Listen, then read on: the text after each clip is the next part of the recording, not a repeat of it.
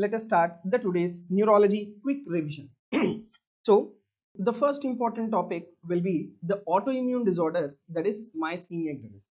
So, myasthenia gravis, if you observe, it is the disorder of the neuromuscular junction. So, first and foremost, the very important question here is all of the following are the neuromuscular junction disorders except the options are Lambert-Eaton myasthenic syndrome, botulism, congenital myasthenia, then tetanus. So which among the following is not the neuromuscular junction disorder? Right. So please remember, it is your tetanus which is not a neuromuscular junction disorder. The remaining all, Lambert-Eaton myasthenic syndrome, botulism and congenital myasthenia, all these are the neuromuscular junction disorder. Now, let me take up the discussion of the myasthenia in detail. So if you take the myasthenia gravis, what exactly is it? Myasthenia gravis, it is a dysfunction of which particular gland? Pineal gland, thymus gland, pituitary gland, parathyroid gland. So please remember, it is the disorder of the thymus gland.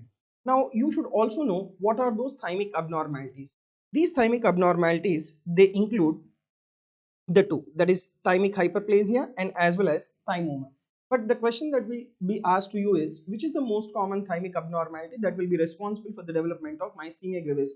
That will be your thymic hyperplasia, right?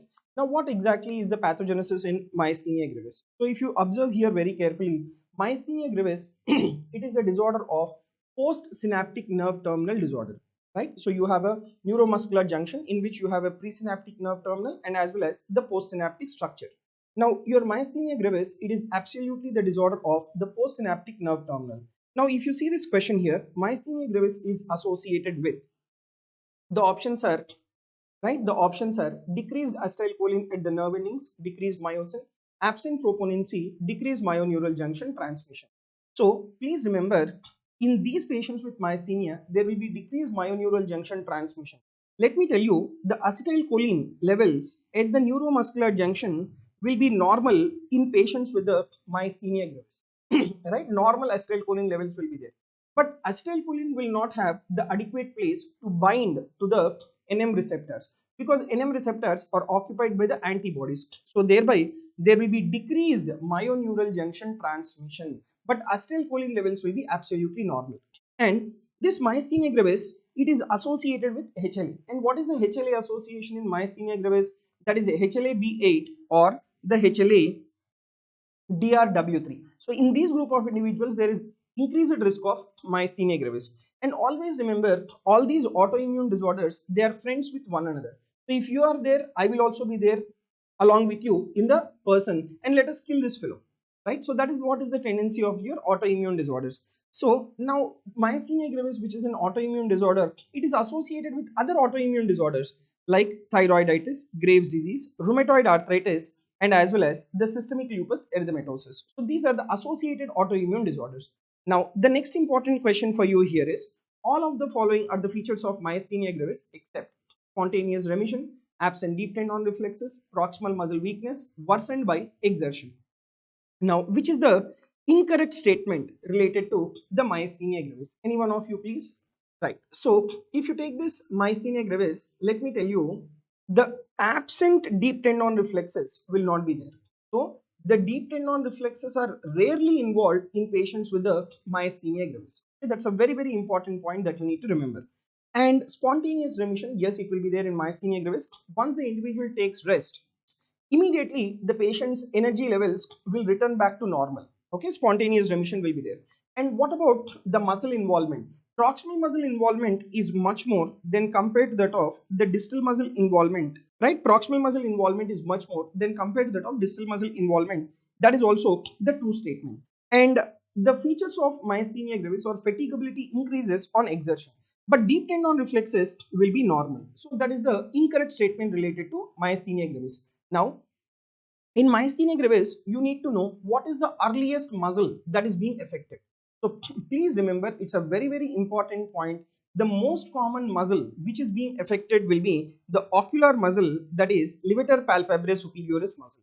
Now, because of the involvement of levator palpebrae superioris muscle, like what will be the presentation of the patient? The presentation of the patient will be in the form of the asymmetrical ptosis. Now you need to understand why most commonly the levator palpebrae superioris is commonly affected. because once we get up early in the morning until the time we sleep later in the night, the muscle which is being used continuously, I mean to say the skeletal muscle which is being used continuously will be your levator palpebrae superioris muscle, because in myasthenia it is the skeletal muscles which are commonly affected, it is not your smooth muscle or the cardiac muscle. Okay, and not only that, the number of nm receptors in levator palpebrae superioris are few. That is the reason why the one which is being affected early is your levator palpebrae superioris muscle. Now there is also involvement of muscles of mastication, right? What are those? Medial pterygoid and as well as the lateral pterygoid, and masseter and as well as temporalis. So because of the involvement of masticatory muscles, the individual will have difficulty in chewing or they will have jaw claudication. So the classical history will be like you talk to this patient or you talk to this person for an half an hour or 1 hour, and after that you ask him to eat, he will not be able to eat. So there will be jaw claudication, and there will be also facial muscle weakness. And because of the facial muscle weakness, the individual will have an abnormal facial expression whenever he want to keep an expression, or they will have a characteristic smile, and that we call it as the myasthenic snarl. And the other muscles which are affected is the muscles of deglutition and as well as the lingual muscles. So these are all the muscles which are affected in patients with the myasthenia gravis. And in patients with myasthenia gravis, let me tell you, there will be sustained upgaze palsy, right? Sustained upgaze palsy.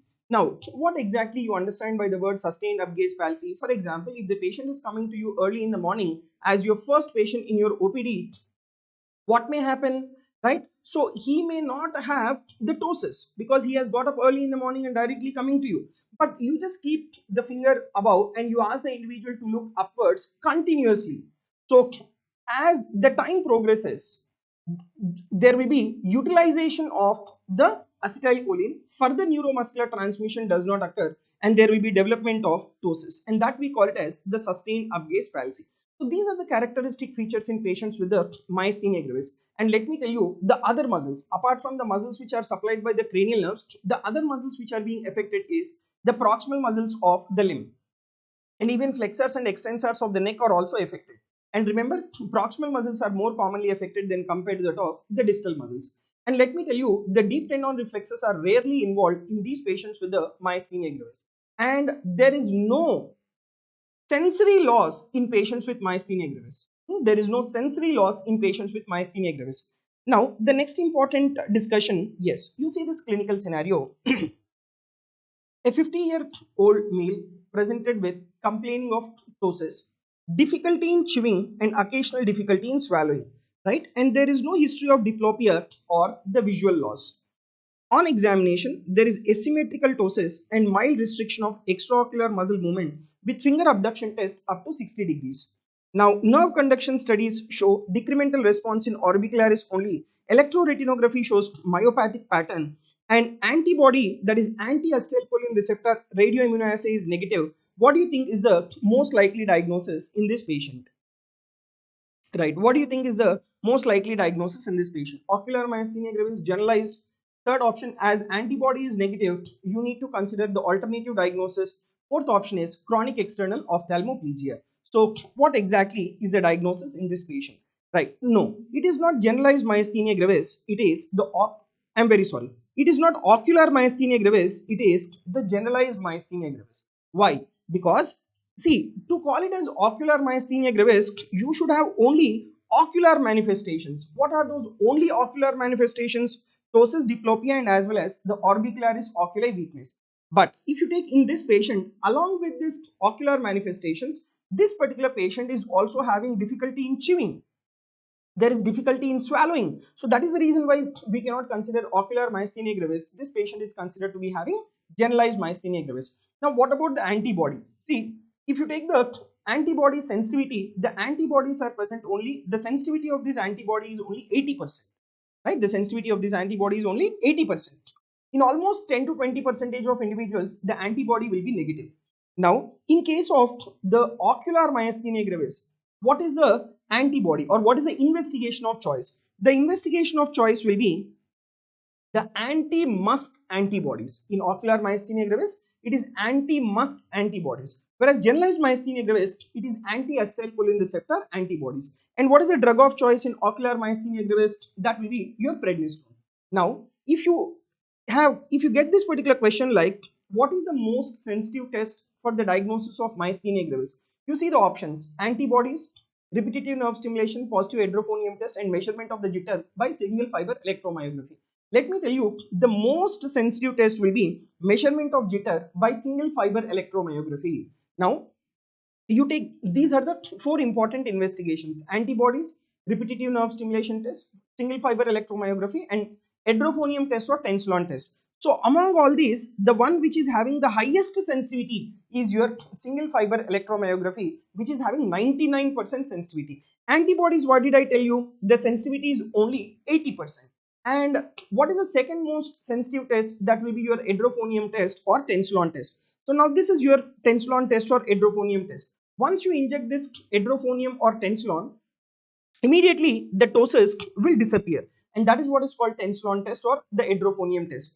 So what is this tensilon or hydrophonium? It is basically acetylcholine esterase enzyme inhibitor, and it will increase the acetylcholine levels. And whenever you are doing this tensilon test, you need to keep the atropine ready because the individual may develop cholinergic crisis. So while doing the tensilon test, the atropine should be ready. And the next important PYQ is the ice pack test is due for myasthenia, multiple system atrophy, hyperparathyroidism, hypokalemic periodic paralysis. That is your myasthenia gravis. Now, whenever you do this ice pack test, there can be increased neuromuscular transmission. And because of this increased neuromuscular transmission, the ptosis will disappear. And that is what is your ice pack test for myasthenia gravis. And the next important question is, what is the drug of choice for myasthenia gravis? Galamine, succinylcholine, D2-bucrarine, and pyridostigmine. Right. So the drug of choice for myasthenia gravis, it is the pyridostigmine. And what exactly is your pyridostigmine? It is the anticholinesterase enzyme inhibitor. What it will do, it will increase the acetylcholine levels, and usually it is given in case of mild to moderate forms of myasthenia gravis. But whereas in severe form of myasthenia gravis, the drug of choice is the prednisolone. And we have another important form of myasthenia gravis, that is called myasthenic crisis. What do you understand by the word myasthenic crisis? Where there will be involvement of respiratory muscles causing type 2 respiratory failure. That is called myasthenic crisis. And here the drug of choice will be intravenous immunoglobulin, or you need to do plasmapheresis.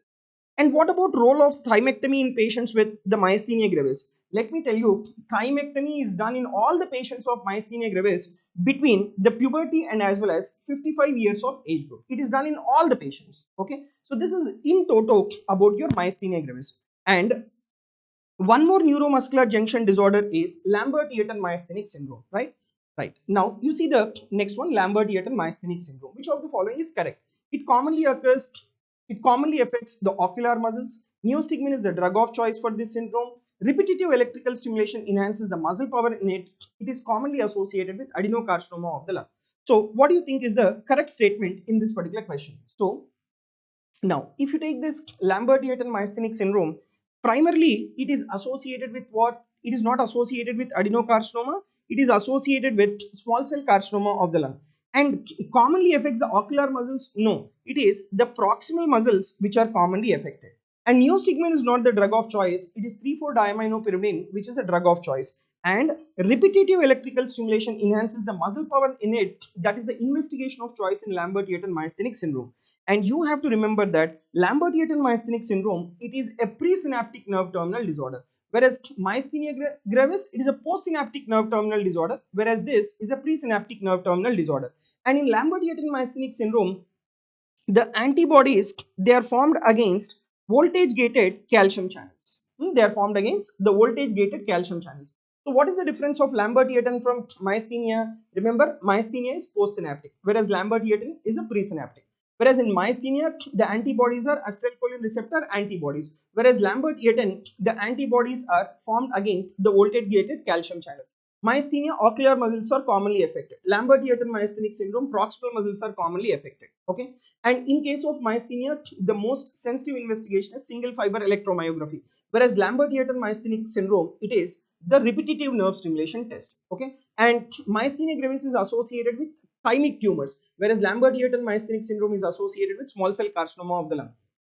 Myasthenia gravis, the drug of choice will be your pyridostigmine, or in severe forms you need to give steroids. Whereas in Lambert-Eaton myasthenic syndrome, the drug of choice will be 3,4 diaminopyrimidine. And what does this 3,4-diaminopyrimidine does? This 3,4-diaminopyrimidine, it will block the potassium channels within the motor units. Once you block the potassium channels, the cell will be in a state of depolarization, so there will be continuous release of the acetylcholine. Okay, so in the another important difference is in myasthenia gravis, at the level of synapse, the acetylcholine levels will be adequate. Whereas in Lambert-Eaton myasthenic syndrome, the acetylcholine levels at the synapse will be reduced. That's a very important difference between Lambert-Eaton and as well as the myasthenia gravis.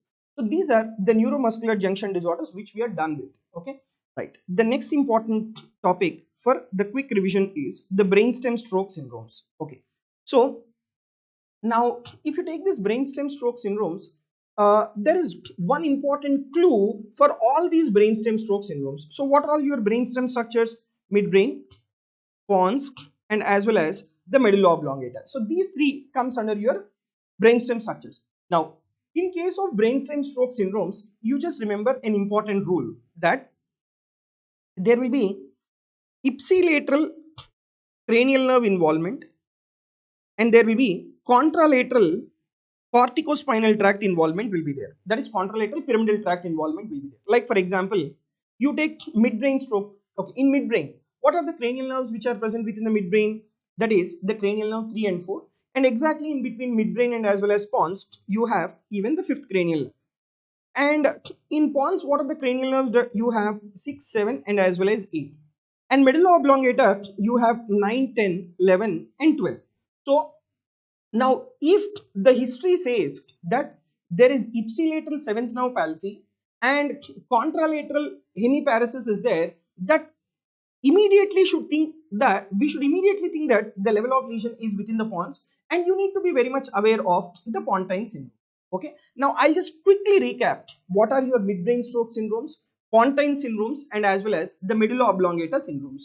Okay, so you take the first one, that is the Weber syndrome. What exactly is your Weber syndrome? That is a midbrain stroke syndrome, right? Midbrain stroke syndrome. So when I'm using the word midbrain, right? When I'm using the word midbrain, okay, so which particular structure should be affected? You should be very much aware of. So all of the following are true about Weber syndrome, except is the question.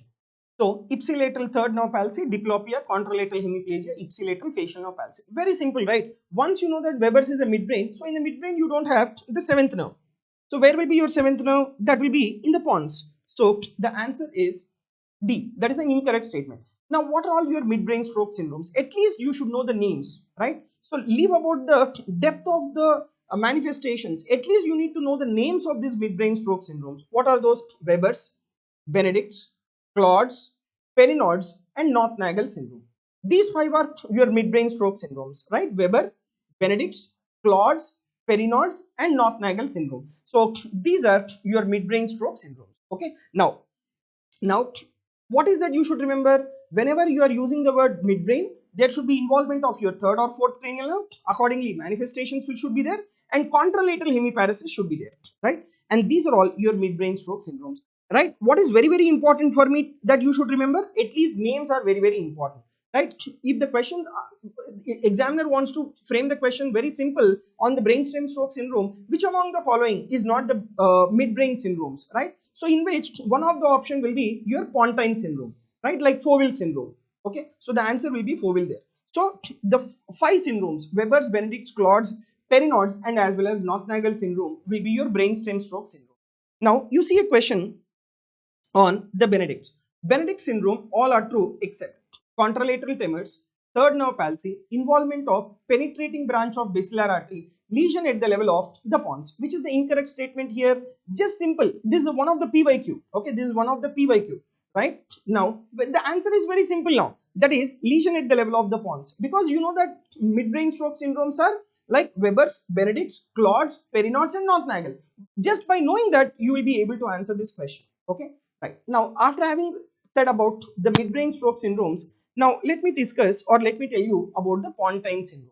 Okay, so what are all your pontine syndromes? There are totally 4 pontine syndromes, important ones. Okay, like I'll tell you what are all those. So you see this question. The Millard-Bugler syndrome includes all of the following except fifth nerve palsy, sixth nerve palsy, seventh nerve palsy, the contralateral hemiparesis. Contralateral hemiparesis. Even this also you can answer it very comfortably and easily without any problem. What did I tell you? in Pontine syndromes, like you have definitely involvement of sixth and seventh nerve, and contralateral hemiparesis will be there. But where is your trigeminal nerve nucleus, right? It is starting in between your midbrain and pons. So the one which you can rule out and answer is the fifth nerve palsy, right? It is the fifth nerve palsy. So what are your Pontine syndromes? There are totally four important Pontine syndromes. That includes your ventral Pontine syndrome, which is nothing but your Miller-Gubler syndrome, where there is involvement of your sixth and seventh nerve ipsilaterally, and contralateral corticospinal tract hemiparesis will be there, and it is the ventral Pontine syndrome. Then you have lower dorsal pontine and as well as the upper dorsal pontine. So what is this lower dorsal pontine and upper dorsal pontine? Lower dorsal pontine will be Foville syndrome, and upper dorsal pontine will be the Raymond-Seston syndrome.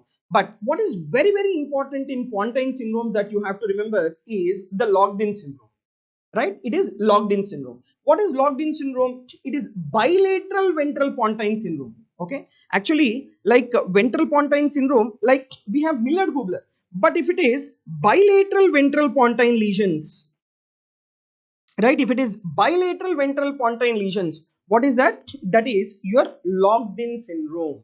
That is your locked-in syndrome. Now, what will be the features in case of the locked-in syndrome is everything is gone. In locked-in syndrome, everything is gone. Only the sensorium of the individual is being preserved. Why the sensorium or consciousness is being preserved? Because reticular formation is not damaged in case of locked-in syndrome. That is one thing.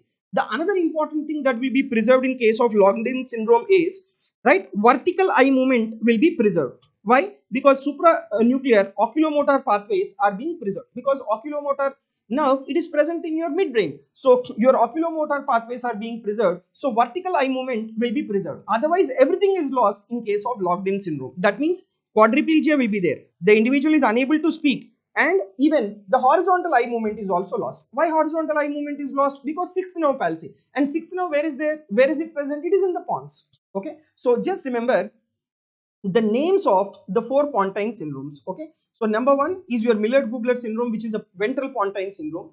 Then lower dorsal pontine syndrome, it is your Foville syndrome.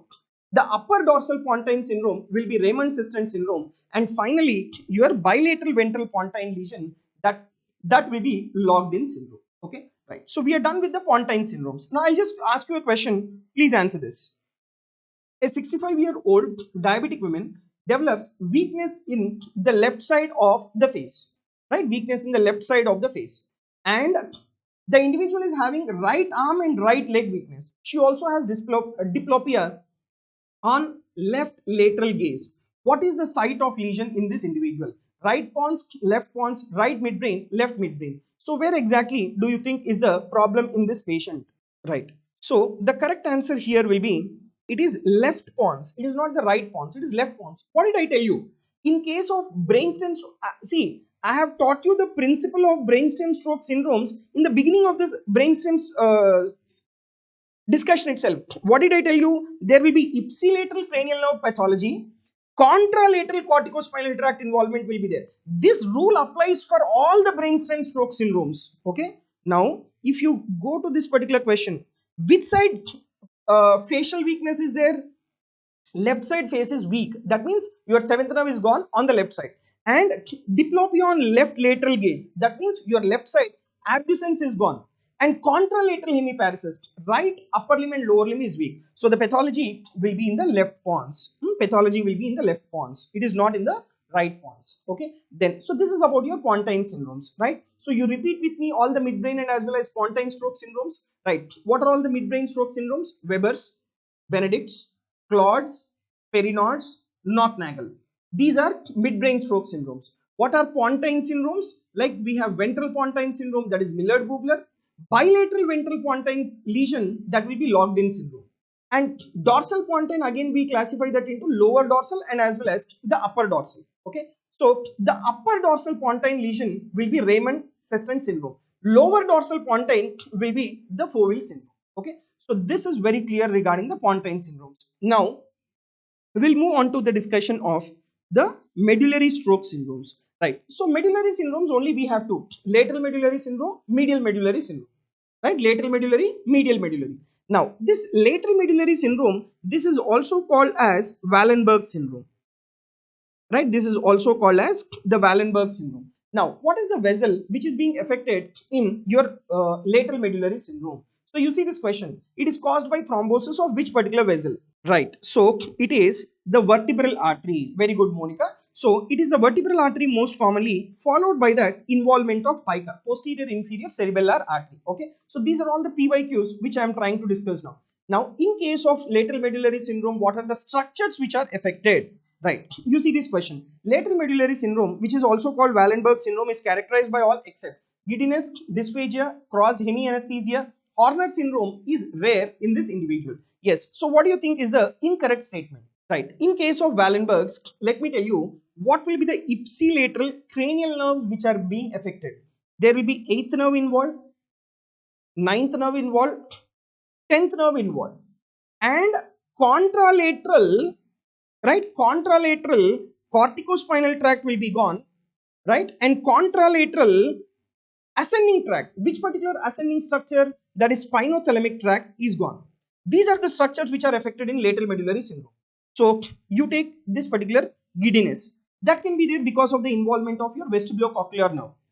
Dysphagia, that will be there because of involvement of your 9th and 10th nerve, 10th cranial nerve. Cross hemianesthesia, that will be there because of the involvement of spinothalamic tract. And let me tell you, in lateral medullary syndrome, even your sympathetic outflow is also being affected, and thereby the individual will have Horner syndrome. Horner syndrome is not a rare manifestation in lateral medullary syndrome. It is very common in case of lateral medullary syndrome.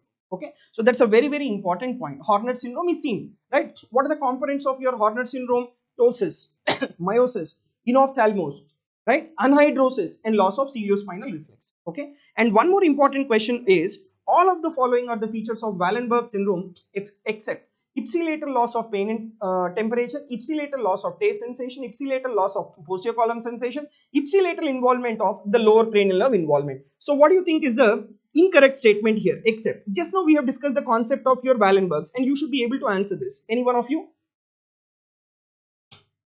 Right. So what did I tell you? It is contralateral or opposite spinothalamic tract is being affected. So ipsilateral loss of pain and temperature will not be there in Wallenberg's. It is contralateral pain and temperature will be lost. Okay, and there will be ipsilateral loss of the taste sensation. Why there is ipsilateral loss of taste sensation? That is because of your 9th cranial nerve, that is your chordae tympani, which will bring the taste sensation from posterior 1/3 of the tongue. That will be the ipsilateral. And the another important structure which is being affected in Wallenberg's is ipsilateral dorsal columns. And because of the involvement of ipsilateral dorsal columns, okay, that is nothing but your ipsilateral posterior column sensations are being lost. That means there will be loss of your vibration sense, pressure sense, and as well as the fine touch. And there will be also ipsilateral involvement of the lower cranial nerves. So all are the features of Wallenberg syndrome except what? That is ipsilateral loss of pain and temperature will not be there. Contralateral loss of pain and temperature will be there. And please remember one important point in it. Lateral medullary syndrome, 12th cranial nerve is not affected. And where is that the 12th cranial nerve is being affected? That is in medial medullary syndrome. In medial medullary syndrome, which is also called Dejerine syndrome, there you have the involvement of the 12th cranial nerve. Along with that, there is also involvement of the corticospinal tract in case of the medial medullary syndrome. And what is the vessel that is being affected in case of medial medullary syndrome? That is the anterior spinal artery. Okay, so the anterior spinal artery is the vessel which is being affected in case of the medial medullary syndrome. And one important point you have to remember is that because of the involvement of the 12th cranial nerve, what will happen? There will be lower motor neuron paralysis of the tongue, and that lower motor neuron paralysis of the tongue will be on the ipsilateral side, right? And corticospinal tract is affected, so there will be contralateral hemiparesis will be there. Okay, so that is what is the features of your medial medullary syndrome. So with this we are done with the brainstem stroke syndromes. So just repeat with me, what are all your midbrain stroke syndromes? That is Weber's, Benedict's, Claude's, Perinaud's, North-Nagel. These are midbrain stroke syndromes.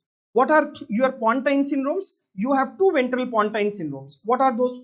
One is your Miller-Gubler syndrome, and the other one is bilateral ventral pontine lesion will be there in case of the locked-in syndrome. And what are the dorsal pontine lesions? Lower dorsal, upper dorsal. Lower dorsal will be Fowell syndrome. Upper dorsal will be Raymond-Seston syndrome. Then you take medial medullary syndrome. Medial medullary syndrome, lateral medullary and medial medullary. Lateral medullary syndrome is called Wallenberg syndrome and medial medullary syndrome is called Dejerine syndrome. So with this, we are done with the brainstem stroke syndromes. Now, yeah, Mr. K, your dorsal column involvement, it can be there in both medial medullary and as well as lateral medullary. But in medial medullary, the dorsal column involvement is more predominant rather than lateral medullary. Lateral medullary, dorsal column involvement is rare or occasional. But in medial medullary, definitely dorsal column involvement will be there. Okay, right. Now, yes. Now, you see this question, that is, the middle-aged male patient presents with worst headache of his life. What is the investigation of choice? Now, what exactly is the diagnosis of this clinical scenario which has been given? That is the subarachnoid hemorrhage. And in subarachnoid hemorrhage, like, the investigation of choice will be the non-contrast CT. So we don't do this contrast enhanced CT scan. Why is that? When you give contrast, that particular contrast cannot identify the blood which is there within the sylvian fissure in subarachnoid hemorrhage. That is the reason why contrast enhanced CT is not the investigation which is being done. And MRI, it will take long time and this is an emergency, so MRI not preferable. Now, lumbar puncture. When will you do lumbar puncture in patients with subarachnoid hemorrhage? Now, in patients with subarachnoid hemorrhage, the hemorrhage can be identified immediately once you do a non-contrast CT. But if you do this non-contrast CT in case of subarachnoid hemorrhage beyond 12 hours, then subarachnoid hemorrhage may not be seen. You can miss that, right? So the CT may appear normal. When CT scan is appearing normal, but you have a strong suspicion of subarachnoid hemorrhage, then you need to do lumbar puncture. So what will the lumbar puncture show? All that we will discuss now. Okay. So you take this subarachnoid hemorrhage. What is the most common cause of subarachnoid hemorrhage? That is the head trauma. And what is the second most common cause of subarachnoid hemorrhage?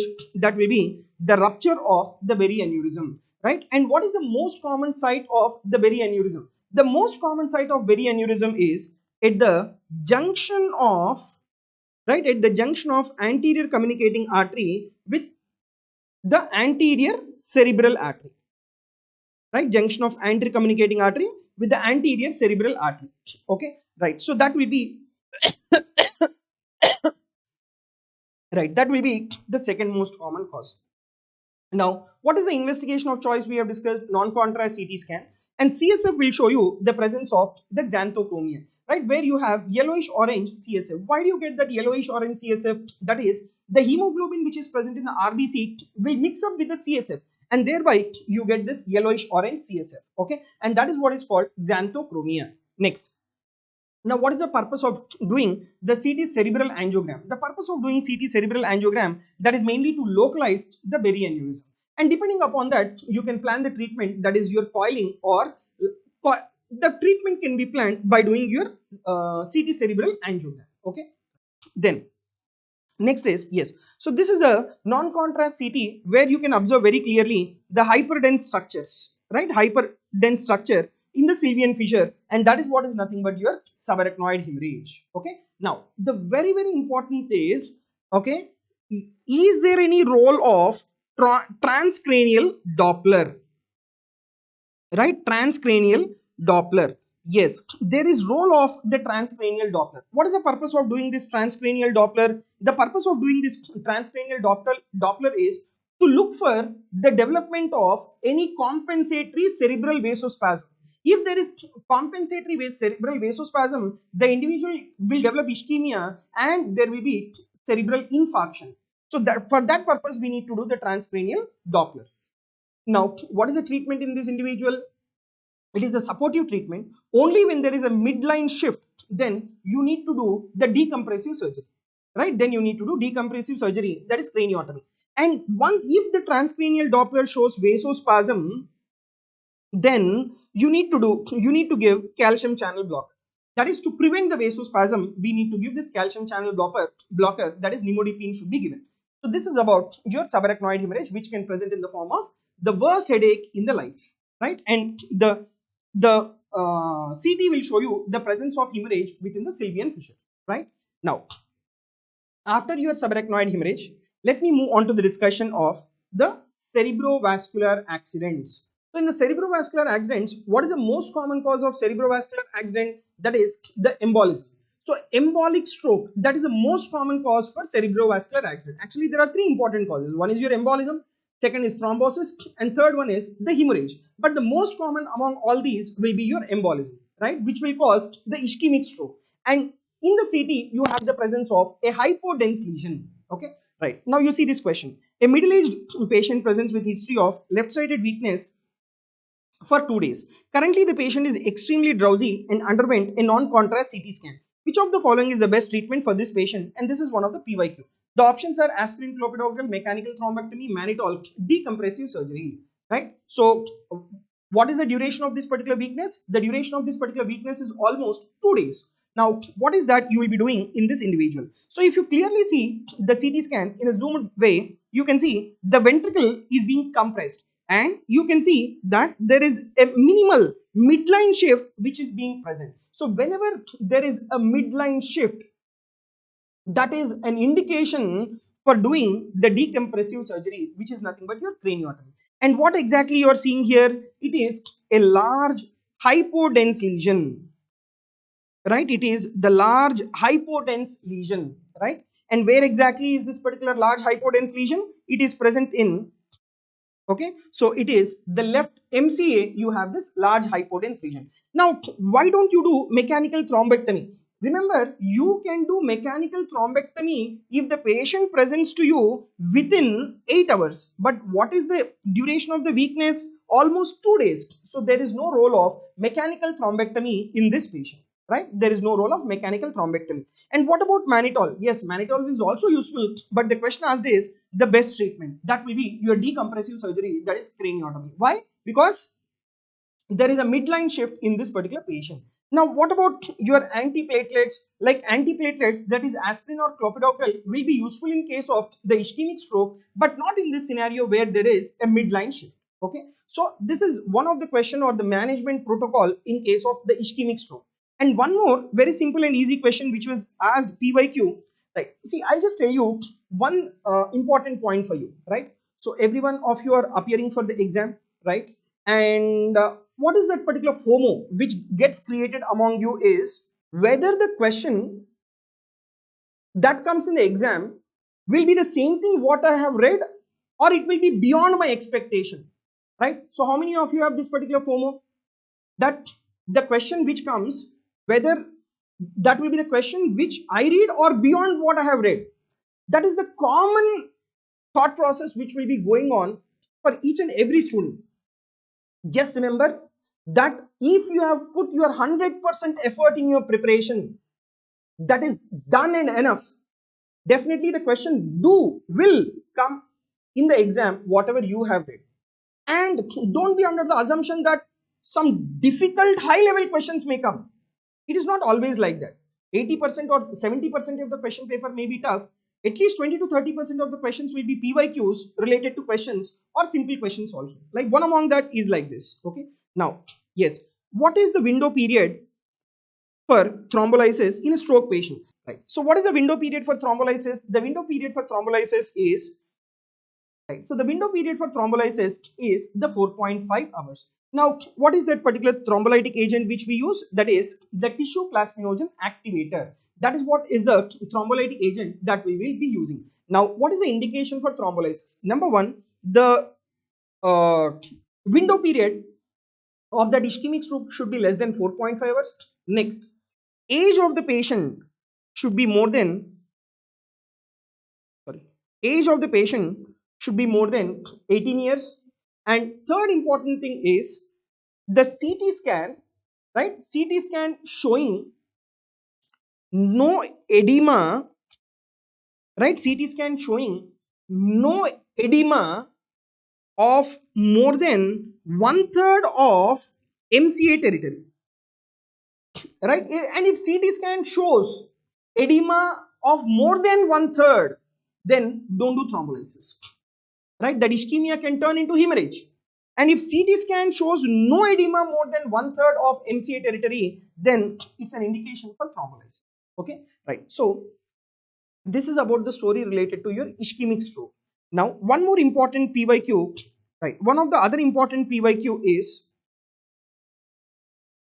which of the following complication of the stroke need not be treated? Fever, spasticity, neglect, dysphagia. Which of that need not be treated? Any one of you?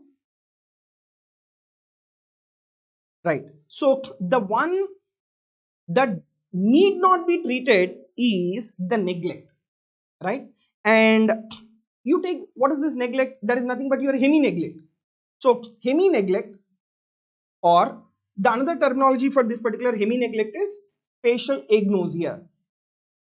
When will the individual develops this nature of hemi neglect or spatial agnosia is that where the presence of neglect implies the blockade of, right, it implies the blockade of the inferior division, right, inferior division of the middle cerebral artery. That is what the neglect means. Okay, right? And what does that, and where exactly will be the site of lesion for the development of neglect? The site of lesion will be in the non-dominant hemisphere, and that too within the parietal lobe. Non-dominant parietal lobe, that will be the site of lesion for the development of the neglect. And what exactly happens is, these particular patients, they feel that these particular patients, they feel that the affected limb do not belong to them. That is what is your neglect. And see, you just give an image to this patient and he will be able to draw only half of that image. The remaining half, he feels that it does not exist at all. It does not exist at all. Okay, so that is what is your neglect. So, and if this particular patient develops neglect, that need not be treated, right? Whereas fever, it should be treated because that will further precipitate the manifestations of the stroke. Spasticity, yes, it has to be treated by giving baclofen. Otherwise, the individual will have, the muscle weakness, because there will be a prolonged prolonged atrophy will be there.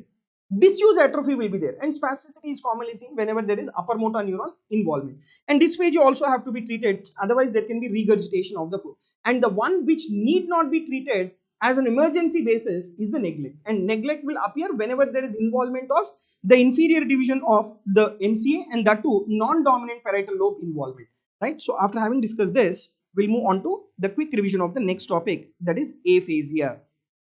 So that was the quick revision of the cerebrovascular accident. Now let me take up the discussion of this aphasia. What exactly is your aphasia? Where there is loss of speech. Which of the following is not a feature of the right MCA territory infarct? Aphasia, hemiparesis, facial weakness, dysarthria.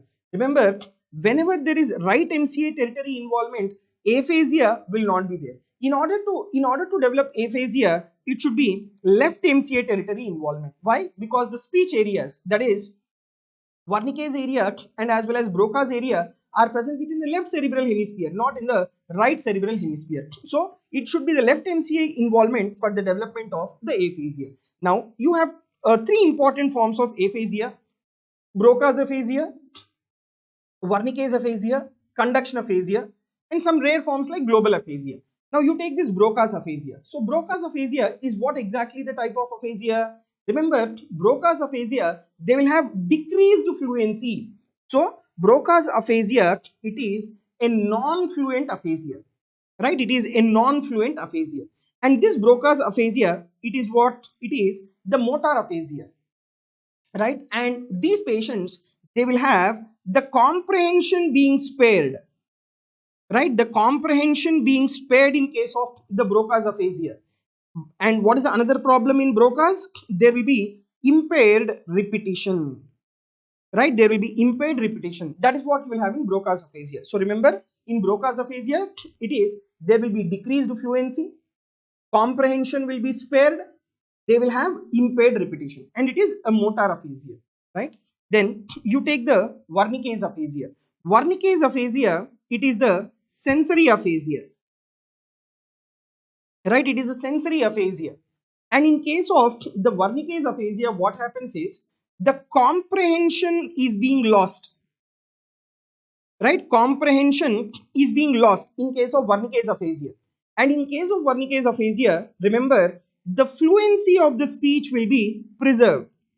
And in these patients, they will also have impaired repetition. So impaired repetition is seen in all the forms of aphasia, right? All the forms of aphasia. So these are the features of the Wernicke's aphasia. And in these patients with Wernicke's aphasia, they will also have neologisms. Neologisms means what? The new words formation. That means they'll have empty, meaningless, and nonsensical errors, right? Empty, meaningless, and full of nonsensical paraphasic errors will be there in case of the Wernicke's aphasia. Then you have the conduction aphasia. So what is this conduction aphasia? Conduction aphasia is that the connecting structure between the Broca's area and Wernicke's area is lost. And what is that connecting structure? That is arcuate fibers. So arcuate fibers are damaged. So once your arcuate fibers are damaged, these patients, they will have impaired repetition, right? They will have impaired repetition. Then what are the other problems in conduct? Only impaired repetition, that's all. The comprehension will be spared, fluency will be spared, but the only problem is your impaired repetition. So your conduction aphasia and as well as Wernicke's aphasia, they come under fluent aphasias, right? Conduction aphasia and Wernicke's aphasia, they are the fluent aphasias, whereas Broca's aphasia, that will be a non-fluent aphasia, right? So that is about your the aphasia. One more question. Aphasia which affects the arcuate fibers is called, just now we have discussed, that is nothing but your conduction aphasia, right? What is anomic aphasia? Anomic aphasia, usually you get this in case of the metabolic encephalopathies, like where the individual is unable to name the object, right? So that is called the anomic aphasia. And one more question you see here, the fluent aphasia with preserved comprehension and impaired repetition. So comprehension preserved, fluency preserved, but there is only impaired repetition. So what exactly is this will be? This is nothing but your conduction aphasia, right? This is nothing but your conduction aphasia, right? Next. Now, so that was about the topic related to the aphasia. Quick revision. Now, once we're done with the aphasias, we'll move on to the spinal cord lesions. So in the spinal cord lesion, I'll discuss two important conditions: Brown-Sequard syndrome, and the other one is the conus medullaris and as well as cauda equina. These are the two conditions, let me discuss. So what exactly is your Brown-Sequard syndrome? Brown-Sequard syndrome is nothing but your hemisection of the spinal cord. So there is a half of the spinal cord which is being cut. So in Brown-Sequard syndrome, what will be the features? They will have sensory manifestations and they will also have the motor manifestations, right? Sensory manifestations and as well as the motor manifestation. And what will be that? Let me discuss that. Okay, so the question is, the following are the components of Brown-Sequard syndrome except. The options are ipsilateral extensor plantar response, second option ipsilateral pyramidal tract involvement, contralateral spinothalamic tract involvement, contralateral posterior column involvement. That means the question is like, which is the incorrect statement that you will have in Brown-Sequard syndrome? Incorrect statement, right? Very good, Himanshu. So contralateral posterior column involvement will not be there. So please remember, in Brown-Sequard syndrome, how do we classify the lesions into? We classify the lesions, okay? Yes. So the symptomatology, we classify that into below the site of lesion, what will be the manifestations? At the site of lesion at the spinal cord, what will be the manifestations? You take below the site of lesion. So below the site of lesion, you have motor changes and as well as the sensory changes. Now below the site of lesion, what will be the motor changes? The motor changes that you will have is the pyramidal tract involvement. So always remember one important concept in your spinal cord lesions. What is that important concept that you need to remember in spinal cord lesions? At the site of lesion, the motor manifestation will be lower motor neuron type of paralysis.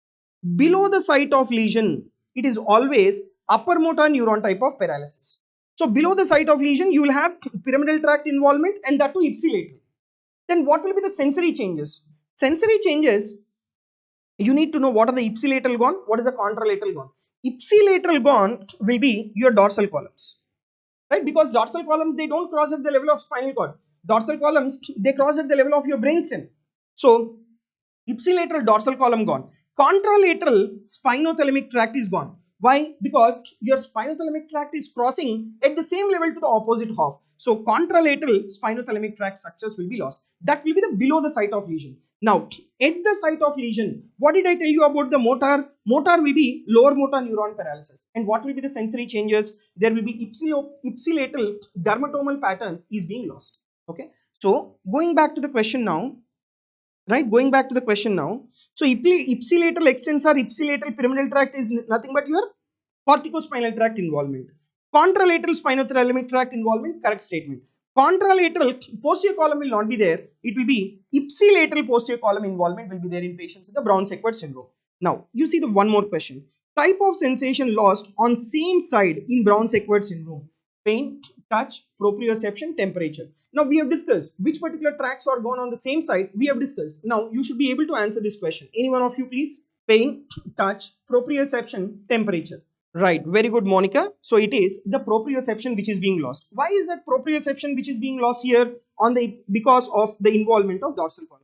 Whereas your pain, touch, temperature, they are being carried by spinothalamic tract. That will be the contralateral sensation that is being lost. Okay, so that is quick recap of your Brown-Sequard syndrome. And one more PYQ on the Brown-Sequard syndrome. We'll discuss this and then we'll move on to the next topic. That is, a ventrolateral cordotomy is performed to produce the pain relief from the right leg. So where do you want the pain relief from? The pain relief from the right leg. It is effective because it interrupts the left dorsal column, left lateral spinothalamic tract, right lateral spinothalamic tract, right corticospinal tract. So which particular structure you want to see that it is being cut, so that you want the pain relief from the right leg.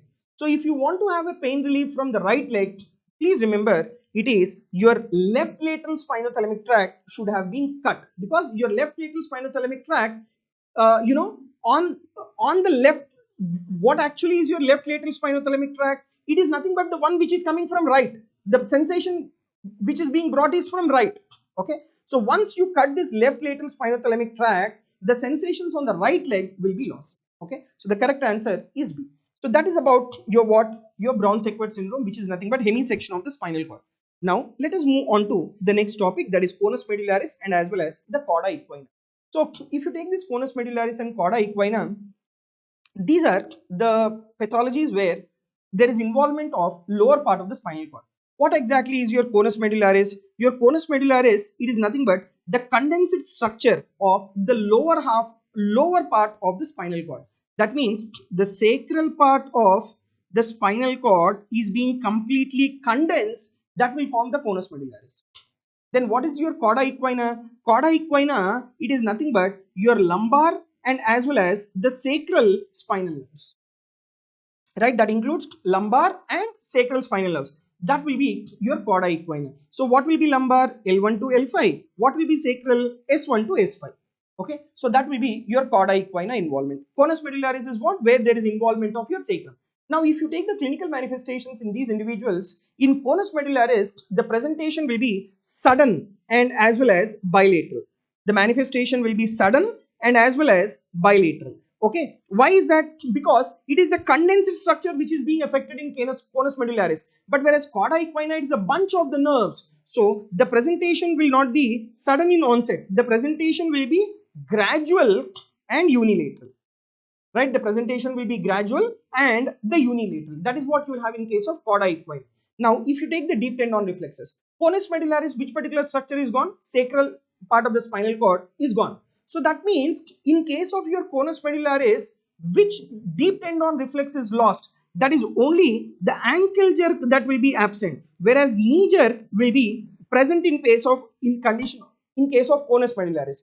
Whereas you take in cauda equina, your lumbar and as well as sacral spinal nerves are gone. That means your knee jerk and as well as the ankle jerk, both of them are lost. Because what is the root value for your knee jerk? That will be your L3, L4. And root value for ankle jerk, that will be L5, S1. Okay, but predominantly S1. So because in cauda equina, your lumbar and sacral spinal nerves are lost. So both knee jerk and as well as the ankle jerk is being lost. Then what will be the clinical presentation? See, in conus medullaris, the patient will present with low back pain because of the injury to the sacral part of the spinal cord. Whereas in cauda equina, it is the spinal nerve roots which are affected. So the presentation will be classically radicular pain.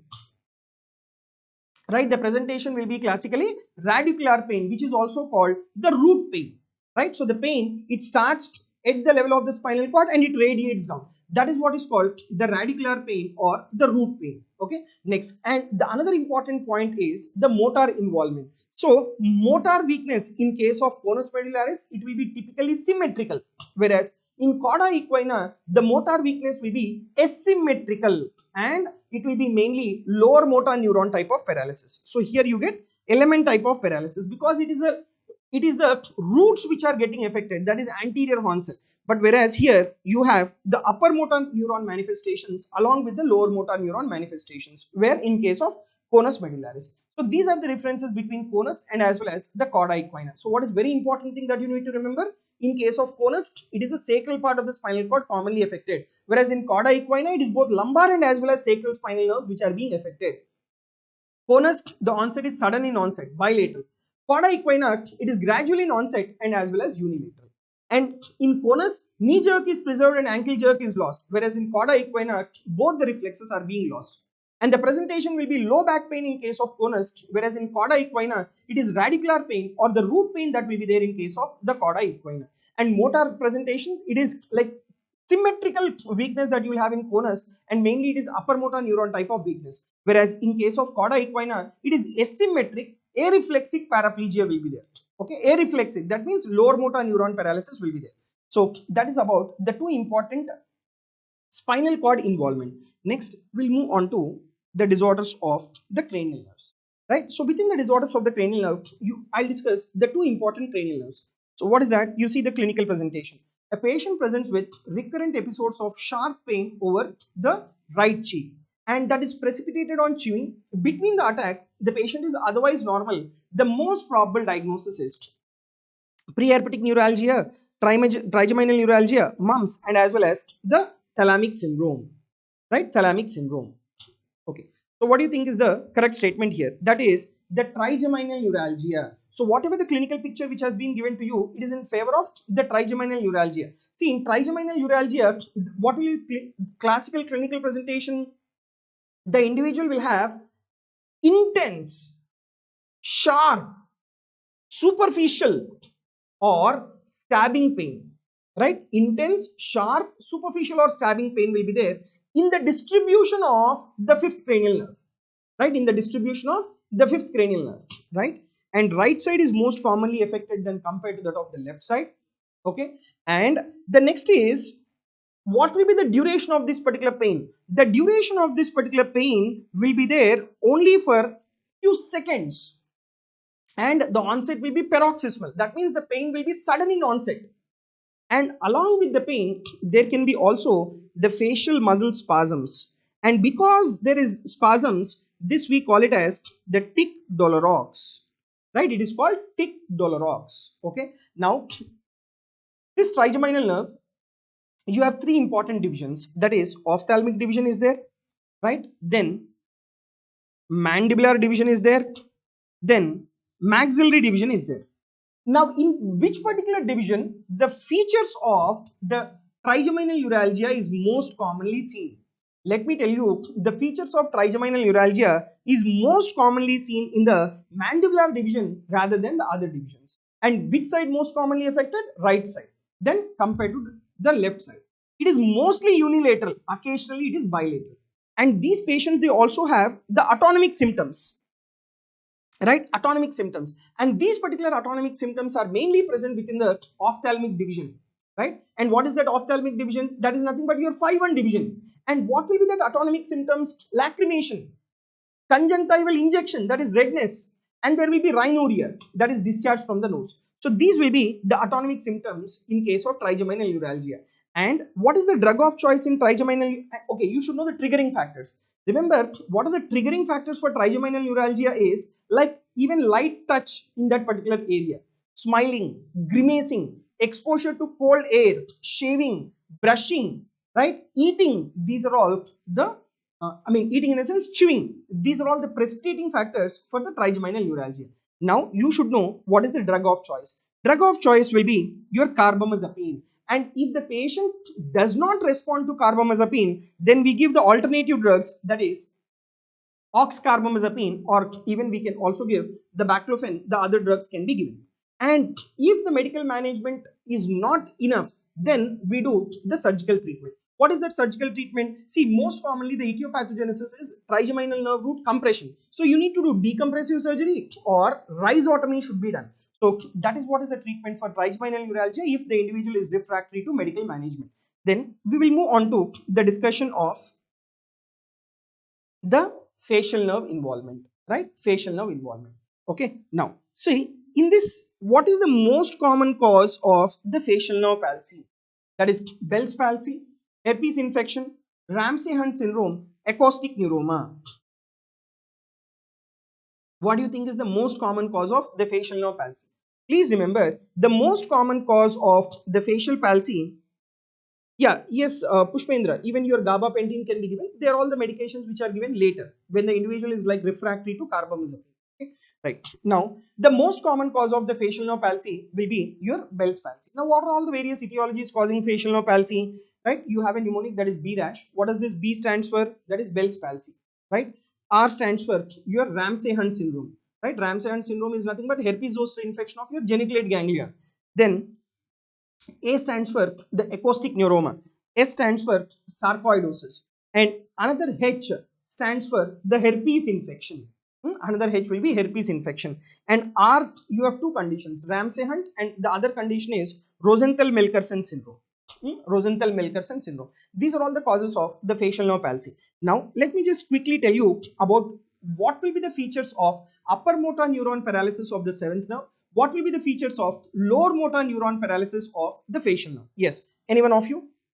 True regarding the upper motor neuron paralysis of the seventh cranial nerve. What is the true statement? So please remember, in case of upper motor neuron paralysis, it is the contralateral upper half will be spared, and it is the contralateral lower half of the face there will be paresis. Right? Contralateral, sorry, lower half of the face you will have paresis. That is what is your the upper motor neuron paralysis. Whereas you take in case of the lower motor neuron paralysis. In case of lower motor neuron paralysis, actually, yes. Most common cause is idiopathic. For Bell's palsy, what is the most common cause then? The most common cause of your Bell's palsy is idiopathic. We don't know what exactly is the cause for your Bell's palsy, right? Okay. Now, right now, so you take in case of the lower motor neuron paralysis, it is ipsilateral half of the face which is being paralyzed. Right, ipsilateral half of the face. So you can see the entire half of the face which is being paralyzed. So there are no folds over the forehead. The individual is unable to close the eye, and there is no nasolabial fold. Right. So these are the features of the lower motor neuron paralysis. So please remember, upper motor neuron paralysis, contralateral lower half paralysis will be there, whereas lower motor neuron paralysis, the ipsilateral half of the face will be paralyzed. Right. Next, now in case of lower motor neuron paralysis, what is the true statement? Cornea should be protected. Bilateral paralysis is seen in Melkersen-Rosenthal syndrome. Unilateral paralysis in Mobius. Prognosis affected before the repeated electrical stimulation. Yes, any one of you? Right. Now let me tell you the correct statement. So the correct statement is the cornea should be protected. Why? Because the patient is unable to close the eye in case of lower motor neuron paralysis. Right? Because the orbicularis oculi is paralyzed. So once your orbicularis oculi is being paralyzed, the individual is unable to close the eye. So the cornea should be protected. Right? Now, you take the other options. You take this Melkersen-Rosenthal syndrome. It is not bilateral. It is mostly unilateral syndrome that is being seen. And what about your Mobius syndrome? Mobius syndrome, it is usually bilateral. And what exactly is your Mobius syndrome? Mobius syndrome, it is caused by the absence or underdevelopment of 6th and 7th cranial nerve nuclei. Right, 6th and 7th cranial nerve nuclei are being absent. That is what is your Mobius syndrome, and that is usually bilateral. Right, so these patients with Mobius, they'll have weakness of paralysis of the facial muscles. Right, and prognosis in case of LMN palsy, that is Bell's palsy, the prognosis is good in these individuals with the LMN palsy. Right. Now, if you take about the Melkersen-Rosenthal syndrome, what did I tell you? Melkersen-Rosenthal syndrome, it is unilateral involvement, and there are three important there is a triad in Melkerson's-Rosenthal syndrome, and Melkerson's-Rosenthal syndrome is one of the very important PYQ, right? So in these patients with Melkerson's-Rosenthal, there will be lower motor neuron paralysis of the facial nerve, then there will be the swollen lip, and the tongue. How it will be? It will be the fissured tongue, right? The tongue will be the fissured tongue. That is what you will see in case of the Rosenthal-Melkerson syndrome, right? So this is about the story related to your seventh nerve. Now, after having discussed about the seventh story, next we'll move on to the next important topic, that is the differential diagnosis of the headache. So if you see this important question, what do you think is the most common cause of the headache? That will be the tension headache. Tension headache is what? It's a primary headache. What are all the causes for primary headache? Tension headache is the most common, followed by tension headache. The next most common cause for primary headache is your migraine. Then what are the other causes for primary headache? That is your tension headache, migraine, then exertional headache, and even cluster headache. That is also primary headache. Then what is the most common cause for secondary headache? The most common cause for secondary headache will be systemic infections. That is the most common cause for the secondary headache, right? Then the next important point is, right, most common cause of headache will be what? That will be the tension headache. Most common type of secondary headache will be the infections. Most common cause of headache in females will be tension headache. And most common cause of headache in males, that will be also tension headache. If females have tension, definitely males also will have tension, right? So even in males, the tension headache is the most common, and most common cause of the frontal headache is also the tension headache. That is also the tension headache. Now let us discuss about the individual forms of the headache now. So the first important thing that you need to know is about the migraine. You need to know about is the migraine. So what is the mnemonic for the migraine? That is pound. Pound is the mnemonic. What is this pound stands for? P. So P stands for pulsating in nature. What is O stands for? 1 day duration. The duration of the headache is like 4 to 72 hours. On an average, we take 24 hours. U stands for unilateral. N stands for there will be nausea in these patients with migraine. D stands for it is disabling in character. D stands for disabling in character. So out of these five, at least four are there, then we can consider it as the migraine, right? And now we have another terminology called status migrainosus. Status migrainosus is that if the duration of the migraine is more than 72 hours, then we call it as the status migrainosus. And we have two important forms of migraine. What are those two important forms of migraine? That is migraine with aura and then migraine without aura. Between these two, which is more common? Migraine with aura, this is the classical migraine, whereas migraine without aura is a common migraine. So migraine without aura is more common, right? Whereas migraine with aura, if you take, what is the most common form of aura? The most common form of aura will be the visual aura. Now, apart from this, you have other forms of migraine as well. That is retinal migraine, basilar migraine, and hemiplegic migraine. So, what do you think is the retinal migraine? See, retinal migraine is nothing but where the individual, along with the migraine, the patient will also have the blindness. That will be transient monocular blindness will be there. And that is mainly due to the involvement of the thrombosis of retinal artery.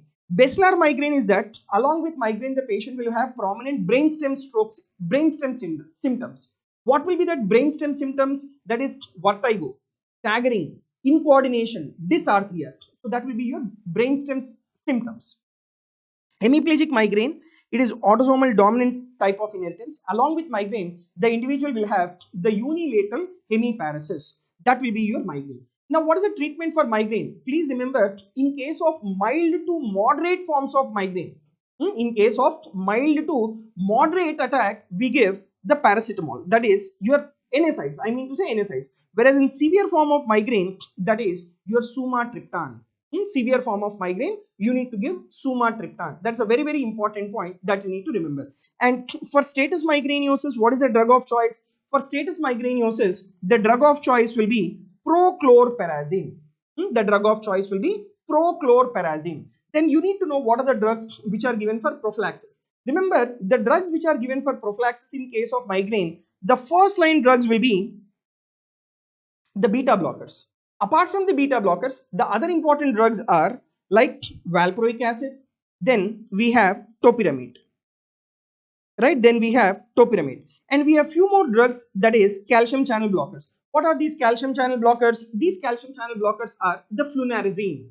Calcium channel blockers are flunarizine, or even the verapamil. These can be given as the prophylactic drugs, and we have some recently added monoclonal antibodies also, which can be given for the prophylaxis of the migraine. Okay, so with this we are done with the migraine, right? So these are all the drugs which are given for the prophylaxis, that is beta blockers, valproate, and as well as the topiramate.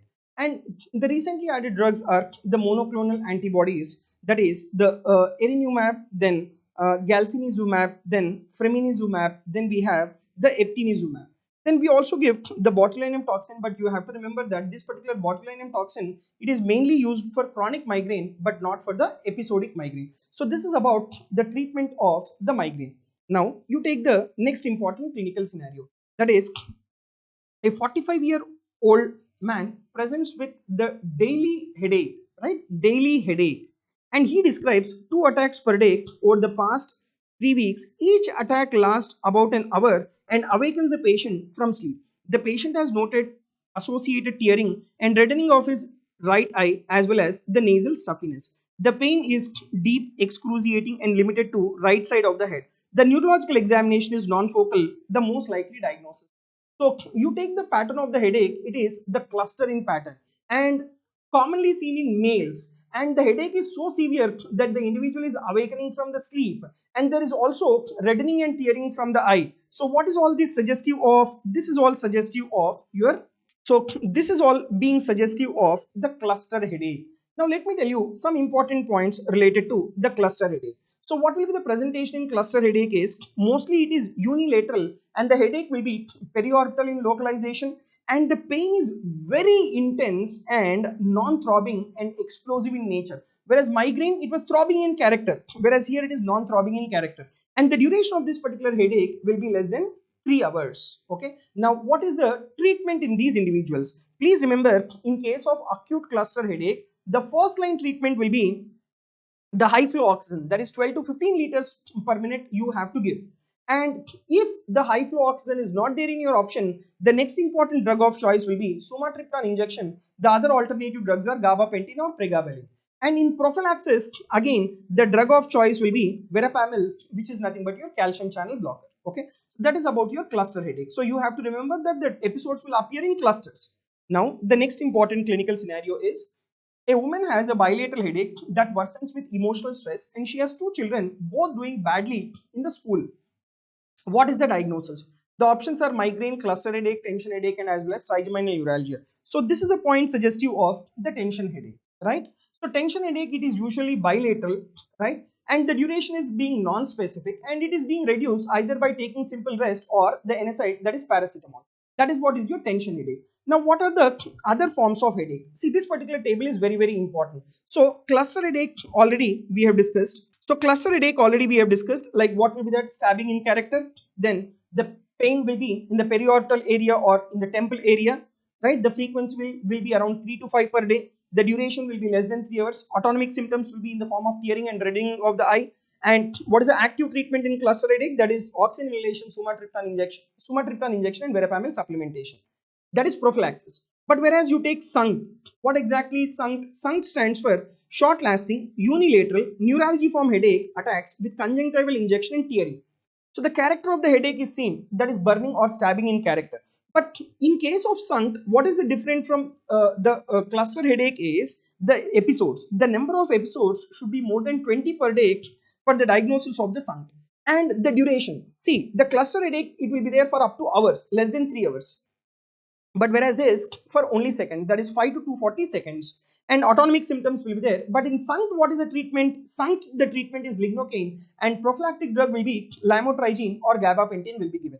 And one more important condition is paroxysmal hemicrania. In paroxysmal hemicrania, the character of the headache is throbbing, whereas in cluster headache, it is non-throbbing, it is stabbing, right? Whereas paroxysmal hemicrania, it is like the throbbing type of headache. The pain will be orbital or in the temple region. And what will be the number of attacks per day? The number of attacks per day should be more than 5, and the duration will be around 2 to 30 minutes. So usually in the question they give you around 15 to 20 minutes, and autonomic manifestations will be there. And what is the drug of choice in case of paroxysmal hemicrania? will be the indomethacin. So these are the various forms of headache, and this is the differential diagnosis for your headache. Okay. Now, once we are done with the topic of headache, the next important topic is the Parkinsonism. So, Parkinsonism, we have two forms, primary Parkinsonism and as well as secondary Parkinsonism. So, what do you understand by the word primary Parkinsonism? That is mainly due to mutation of a gene, that is PAR gene, which is present on chromosome 1. Then what is secondary Parkinsonism? You have an underlying etiologies. These are all the underlying etiologies, out of which what is very important for you to remember is the drugs. What are these drugs? These drugs include reserpine, phenothiazines, butorphanol, and alpha-methyl dopa, and as well as metoclopramide. These are all the drugs which can decrease the dopamine levels, and that makes the individual to develop the Parkinsonism. And you have many other conditions which I have already discussed, which I have given you in the slide. But among all these, the drugs is very, very important, right? Now, what are the cardinal manifestations of the Parkinsonism? So, the cardinal manifestations, you can just remember this mnemonic, that is TRAP. What is this particular TRAP? That is tremors, rigidity, akinesia, and as well as the Parkinsonism. So, these are the cardinal manifestations. But if the question is asked, what is the earliest manifestation of Parkinsonism? That should be, the answer should be constipation. Followed by that, you have the other manifestations in the form of anosmia and all. But the earliest manifestation of Parkinsonism will be constipation. And next is this particular TRAP you need to remember: tremors, rigidity, akinesia, and loss of postural reflexes, right? And see, tremors need not be always be present in Parkinsonism. So in certain group of individuals, tremors may be absent as well. Okay, right. Now, see, if a patient with Parkinsonism, if he is confined to wheelchair, and this we call it as red flag sign in Parkinsonism. This we call it as red flag sign in Parkinsonism. Okay. Now, what is the treatment in these patients with the Parkinsonism? Okay. Before going to that, you need to know some of the frequently asked questions. The type of tremors will be resting tremors, and the frequency is 4 to 7 hertz. Coming to rigidity, in case in upper limbs you have cogwheel rigidity, in lower limbs you have lead pipe rigidity. Okay. Then next is reflexes. The postural reflexes are lost. Then how will be the gait, the characteristic gait, that is called festinate gait, where the individual will have short shuffling steps with stoop posture. Short shuffling steps with stoop posture. And bradykinesia. And if you take the handwriting of these individuals, they write small spidery letters, that is called micrographia. Expressionless face, that is called masked faces. And deep tendon reflexes are not affected, and plantar reflex will be the flexor response. And these patients, they'll have this characteristic Meyerson sign which is being present, right? So where the individual blink reflex will be reduced. Okay, so these are some of the frequently asked questions in the topic of Parkinsonism. And then finally, you need to know the first line drug. The first line drug in patients with Parkinsonism will be levodopa. Along with levodopa, you need to give a peripheral decarboxylase inhibitor, that is carbidopa. So you need to give levodopa plus carbidopa, right? But in those individuals who already have levodopa induced dyskinesia, in them you need to give dopamine agonist as the drug of choice. Okay, please listen here. Actually, levodopa is a first line drug. But in those individuals who have already the involuntary movements, that is dyskinetic movements, in them you need to give your dopamine agonist, that is in the form of apomorphine, rotigotine, bromocriptine, cabergoline, pergolide, then pramipexole or ropenolol should be given. And the other drugs are what? Monoamino oxidase inhibitors, that is rasagiline and salicyline. Then COMT inhibitors are entacapone and as well as tolcapone. Then you have anticholinergic drugs. These anticholinergic drugs are like the benztropine, piperidine, orphanidine, procyclidine, and trihexyphenidyl.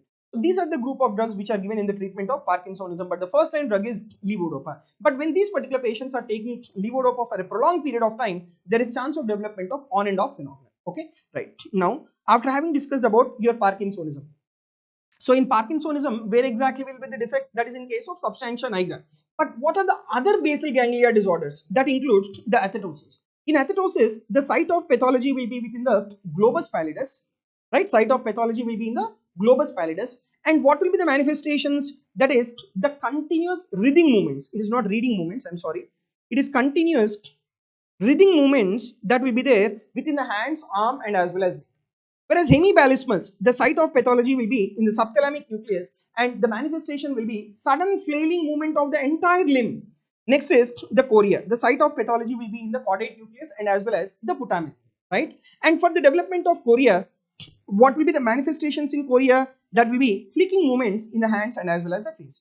So what are all your basal ganglia disorders? Parkinsonism, the site of pathology in substantia nigra. Athetosis, site of pathology is in globus pallidus. Hemibalismus, site of pathology in subthalamic nucleus. Chorea, the site of pathology is in the caudate nucleus and as well as putamen.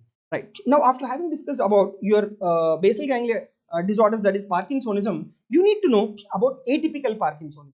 See, what is the difference between your typical and as well as atypical Parkinsonism is that in these patients with atypical Parkinsonism, along with the features of Parkinsonism, there is early development of autonomic symptoms, right? There is early development of the autonomic symptoms and some additional features will be there. And what are all your the atypical Parkinsonism? That is your progressive supranuclear palsy, multi-system atrophy, and as well as corticobasal degeneration. So these three, let me discuss quickly. So in case of progressive supranuclear palsy, initially the lower gaze palsy will be there. Followed by that, there is involvement of superior colliculus. And because of the involvement of superior colliculus, what is the function of superior colliculus? That is mainly to maintain the vertical gaze. So these patients, they'll have vertical gaze palsy, and that is the reason why they'll have recurrent falls, right? Recurrent falls will be there. And the rigidity, there will be cogwheel and as well as leg pipe rigidity, and bradykinesia will be there.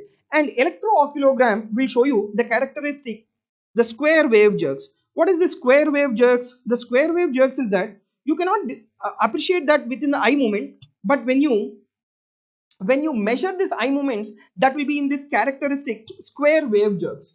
See, square root sign is different. Square root sign is present in constrictive pericarditis in the cardiology, whereas here it is the square wave jerks, right? And in these patients with progressive supranuclear palsy, when you do an MRI, you have this characteristic hummingbird appearance in case of progressive supranuclear palsy. And these patients, they have very poor response to levodopa, right? That is another important difference. In typical Parkinsonism, good response to levodopa, whereas here there is poor response to levodopa. Which one? The atypical Parkinsonism. And another important form of atypical Parkinsonism is Scheidegger syndrome, which is also called the multi-system atrophy, that is MSA. Now, in case of Scheidegger syndrome, what are the important features? Along with bradykinesia and as well as rigidity, right? Within 1 year, there will be development of autonomic insufficiency. And because of autonomic insufficiency, they'll have postural hypotension causing recurrent falls. And because of autonomic insufficiency, they also have the constipation. And you have what is called MSAC. MSAC stands for the cerebellar involvement. That means they will have cerebellar manifestations in the form of gait ataxia and as well as the intentional tremors. That is what is your Scheidegger syndrome or multi-system atrophy. Now, what is the MRI finding? In progressive supranuclear palsy, that is hummingbird appearance. Whereas here, you get what is called as the hot cross bun sign. So, this is what is your the hot cross bun sign. So, you can see that here. That is what you will see in case of your multi-system atrophy, which is also called Scheidegger syndrome. And one more form of atypical Parkinsonism is corticobasal ganglion degeneration. What are the features of your CBD? The features include the asymmetrical dystonia, apraxia will be there, that is loss of visual spatial skills, focal limb myoclonus, and alien hand syndrome. What is this alien hand syndrome? There will be some involuntary movement within the hand, and the patient says that I am not moving, it is involuntary moving by itself. That is alien hand syndrome. So these are the three important atypical Parkinsonism. That is your Scheidegger syndrome, which is nothing but your multi-system atrophy, progressive supranuclear palsy, and as well as the corticobasal degeneration. Now, what is the important difference between your typical Parkinsonism and atypical Parkinsonism is your Parkinsonism asymmetrical manifestations will be there, whereas atypical, it is symmetrical manifestation except your CBD. CBD, again you have symmetrical involvement. Good response to dopamine, that is levodopa in Parkinsonism, poor response here. Tremors, they are usually present in case of Parkinsonism, that is resting tremors. Occasionally, they may be absent. In atypical Parkinsonism, tremors may or may not be present. Whereas in case of the Parkinsonism, it is your peripheral rigidity. Whereas here, that is axial rigidity, that is what you will have in case of atypical Parkinsonism. So this completes the discussion related to your Parkinsonism. So once we are done with the Parkinsonism, we'll move on to the next topic, that is the meningitis. So what exactly is your meningitis? See, if you see this particular question of meningitis, bacterial meningitis is an acute purulent infection within the, right? So it is within the subarachnoid space. Please remember, it is not in the subdural or extradural space. And one more next important question is, most often responsible for community acquired bacterial meningitis. Please remember, the answer is the Streptococcus pneumonia. And what is the organism that is responsible for post-meningitis deafness? That is the Haemophilus influenza, right? Very, very important. Now, in patients with meningitis, you have a triad of manifestations. What is the triad of manifestations? High-grade fever will be there, and severe headache and neck rigidity will be there, right? And apart from that, they'll have this projectile vomiting, photophobia, decreased consciousness, and because of raised intracranial pressure, there can be papilledema. These are the other associated manifestations. But the triad is high-grade fever, headache, and as well as the nuchal rigidity. Now, yes, this particular nuchal rigidity is due to what? That is due to inflamed meninges, which are passing down even down to the spinal cord. So whenever you try to flex these inflamed meninges, the individual will have the neck stiffness. And the other two important signs of meningitis is, apart from neck rigidity, Kernick sign and as well as the Brudzinski sign. What is this Kernick sign? Where the individual is made to lie down in supine position with passively flexed hip and as well as knee. And when you try to extend the knee, the individual will not be able to extend the knee. So knee cannot be fully extended, the individual will have severe pain. And Brudzinski's neck sign is that when you flex the neck, automatically the legs can be flexed. So that is what is the Brudzinski sign. Now you take the workup in patients with meningitis. See, what is the correct sequence to be followed in suspected bacterial meningitis? So you have three things. One is your blood culture.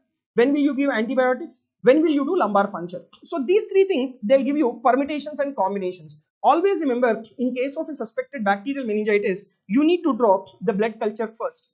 Then you give an empirical antibiotic. Then you do a neuroimaging to look for if there is any intracranial space occupying lesion causing a very high intracranial pressure. And if there is no intracranial space occupying lesion, then you need to do lumbar puncture. So before the lumbar puncture, neuroimaging is mandatory.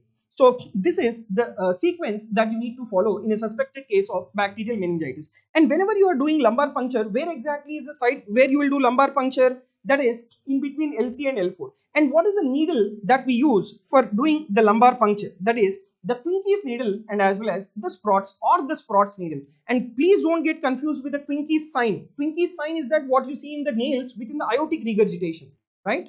Now, whenever you take out the CSF, how much is the CSF that you need to remove? 20 to 30 ml you need to remove. And the rate of production of the CSF by your choroid villi in the ventricles is 20 ml per hour. And what is the total amount of CSF in the subarachnoid space? That is 150 ml. And these patients, post lumbar puncture, they will have headache. So they have to be advised the bed rest. So how can you determine that particular headache is because of your lumbar puncture headache? Remember, if the headache increases on straining, it is nothing but your post lumbar puncture headache. And the CSF analysis is very, very important in case of the meningitis. So you take in all the forms of meningitis. See, normally the CSF pressure is normal. And how much is that normal CSF pressure? That is around 50 to 180 millimeters of water, right? And in all the forms of meningitis, right, in all the forms of meningitis, the CSF pressure will be elevated. Not in Guillain-Barré syndrome, okay? It is not an infection, right? Now, you take the color. The normal color of the the normal color of the CSF is like clear. It is like water. And how many cells will be there? 0 to 4 cells per cubic millimeter, predominantly lymphocytes. And the glucose will be 2/3 of the plasma glucose. And proteins will be around 15 to 45 milligrams percentage. Right? So this is the normal CSF picture. Whereas you take in bacterial meningitis now, the color, like what will be the color of it? It will be turbid. And what will be the cells? It is the neutrophilic predominant.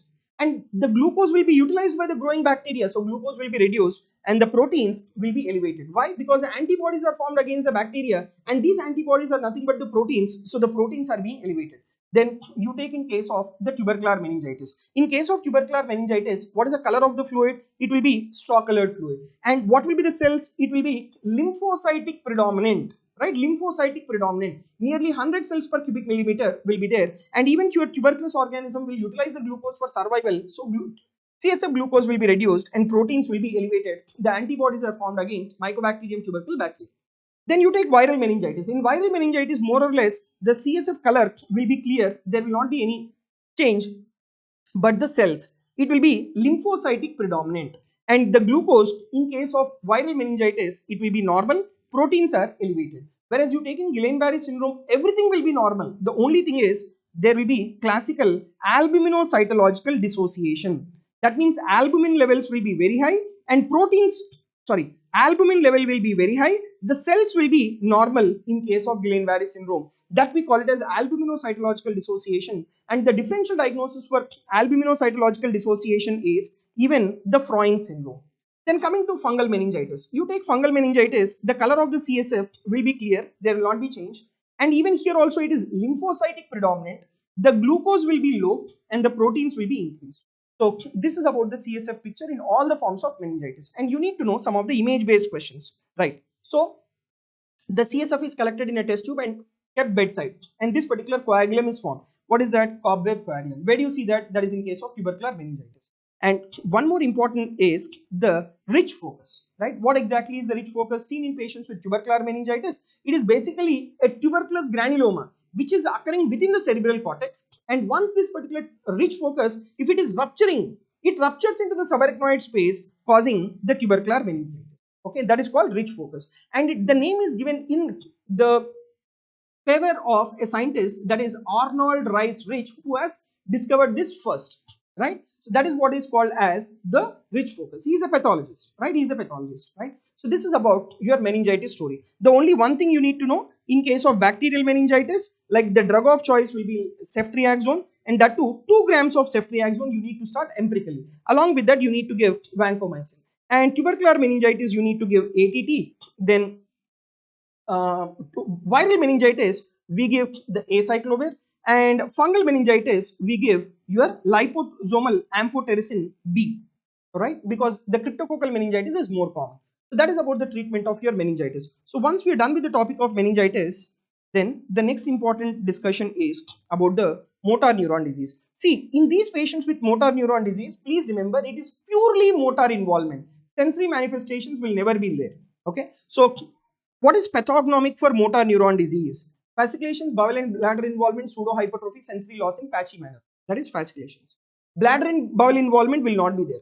Pseudohypertrophy will not be there. Sensory loss in patchy manner will never be there in patients with motor neuron disease. And this motor neuron disease, what is the age group at which this you commonly see? That is around 30 to 60 years of age. And the motor neurons which are being affected is either lower motor neuron or upper motor neuron, or in some individuals there is involvement of both lower motor neuron and as well as upper motor neuron. Okay, now what is that lower motor neuron involvement at the level of spinal cord? That is anterior horn cell or the cranial nerve nuclei, right? Or the cranial nerve nuclei. And what is that upper motor neuron which is being affected?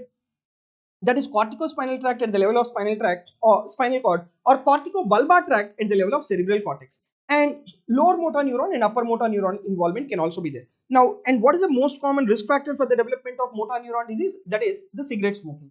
Now, you need to know that the conditions where there is involvement of both upper and lower motor neuron involvement, that is amyotrophic lateral sclerosis. Only upper motor neuron involvement, that is primary lateral sclerosis. Only lower motor neuron involvement, that will be spinomuscular atrophy. And among all these, which is most common? Amyotrophic lateral sclerosis, where there is involvement of both upper and lower motor neuron involvement. And the most common cause of death in patients with motor neuron disease will be respiratory failure due to respiratory muscle paralysis.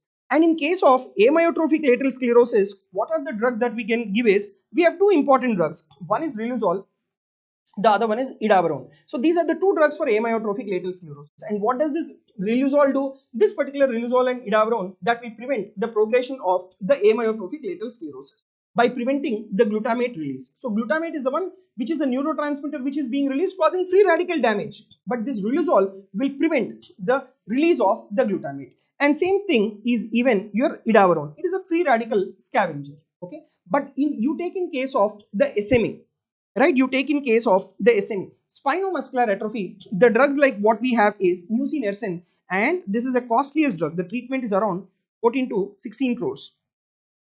Okay, and that is a gene therapy, and it works well. It works well. That is onasemnogene gene.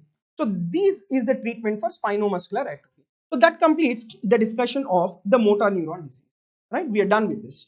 Now, so which is the most common form of motor neuron disease? That is amyotrophic lateral sclerosis. What are the drugs that can prevent the progression? That is riluzole and as well as the edaverone. Now, once we are done with the motor neuron disease, the next important topic is the multiple sclerosis. So multiple sclerosis is what? Multiple sclerosis, it is a demyelinating disorder of the central nervous system. And what is a disorder where there is demyelination of peripheral nervous system? That is Guillain-Barré syndrome. I'll discuss that. Okay. Now you see this question.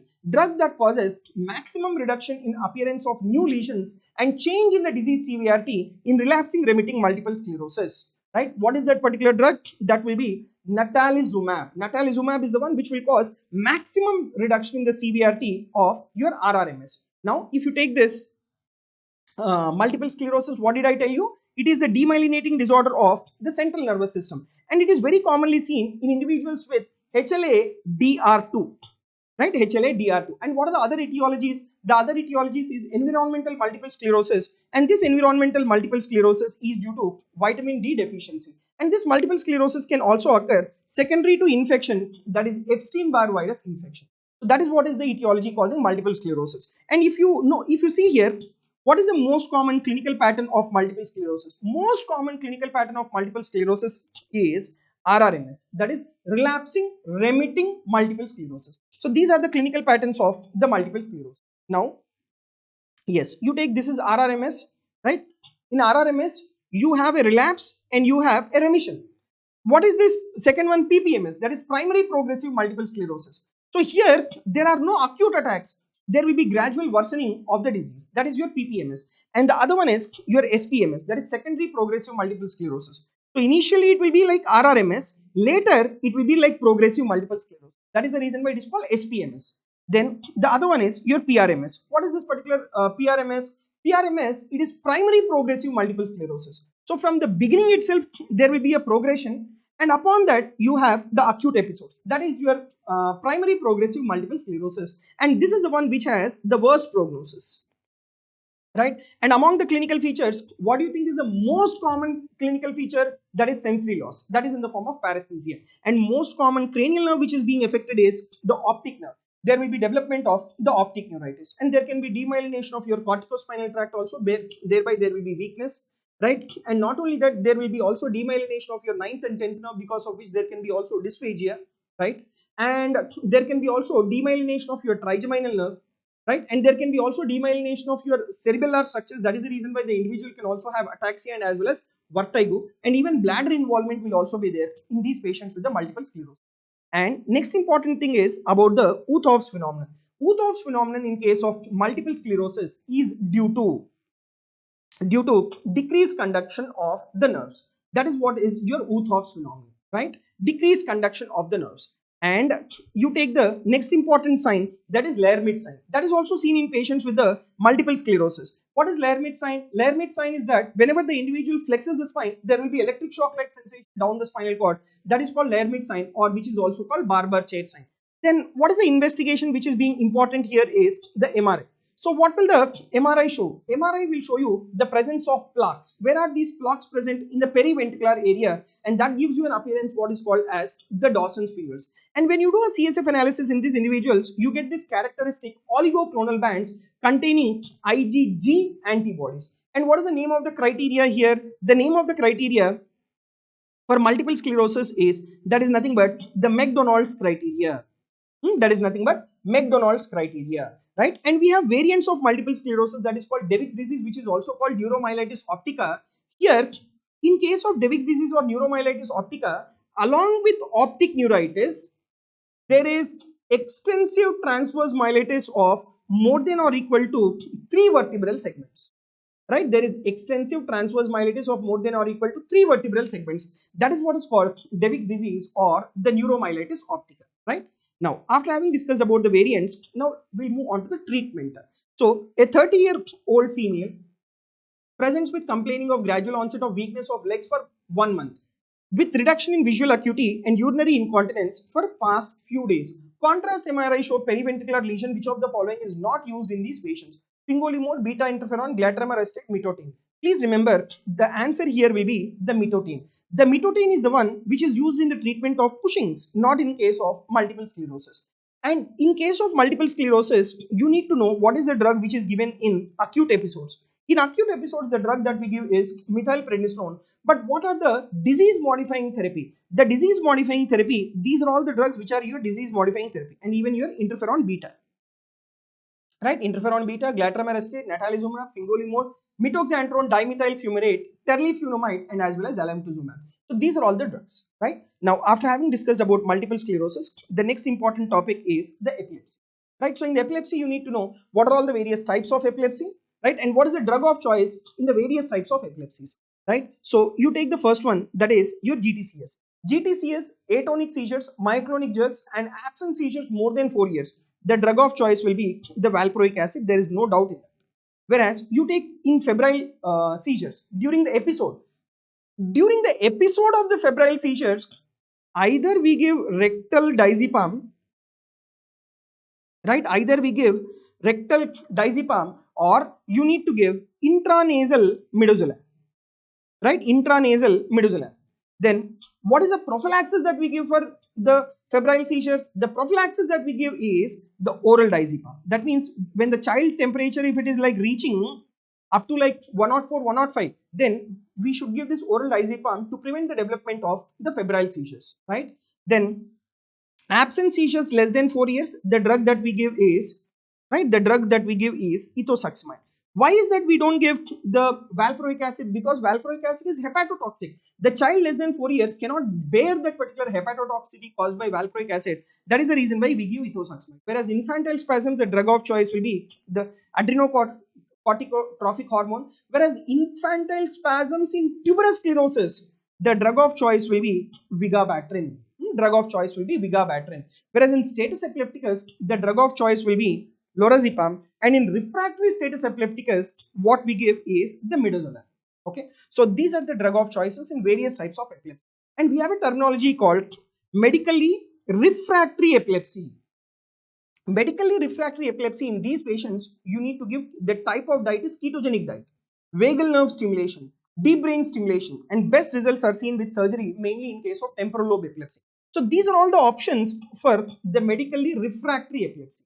And in the recent days, the commonly used drugs are valproic acid and lamotrigine, right? So regarding the valproic acid, you need to know in and out of valproic acid, right? You need to know the adverse effects of this valproic acid. So just remember this particular mnemonic, that is valproic. V stands for vomiting or nausea, A stands for anorexia where there is loss of appetite, L is your liver toxicity because of which the serum ammonia levels are elevated, AST and ALT are elevated.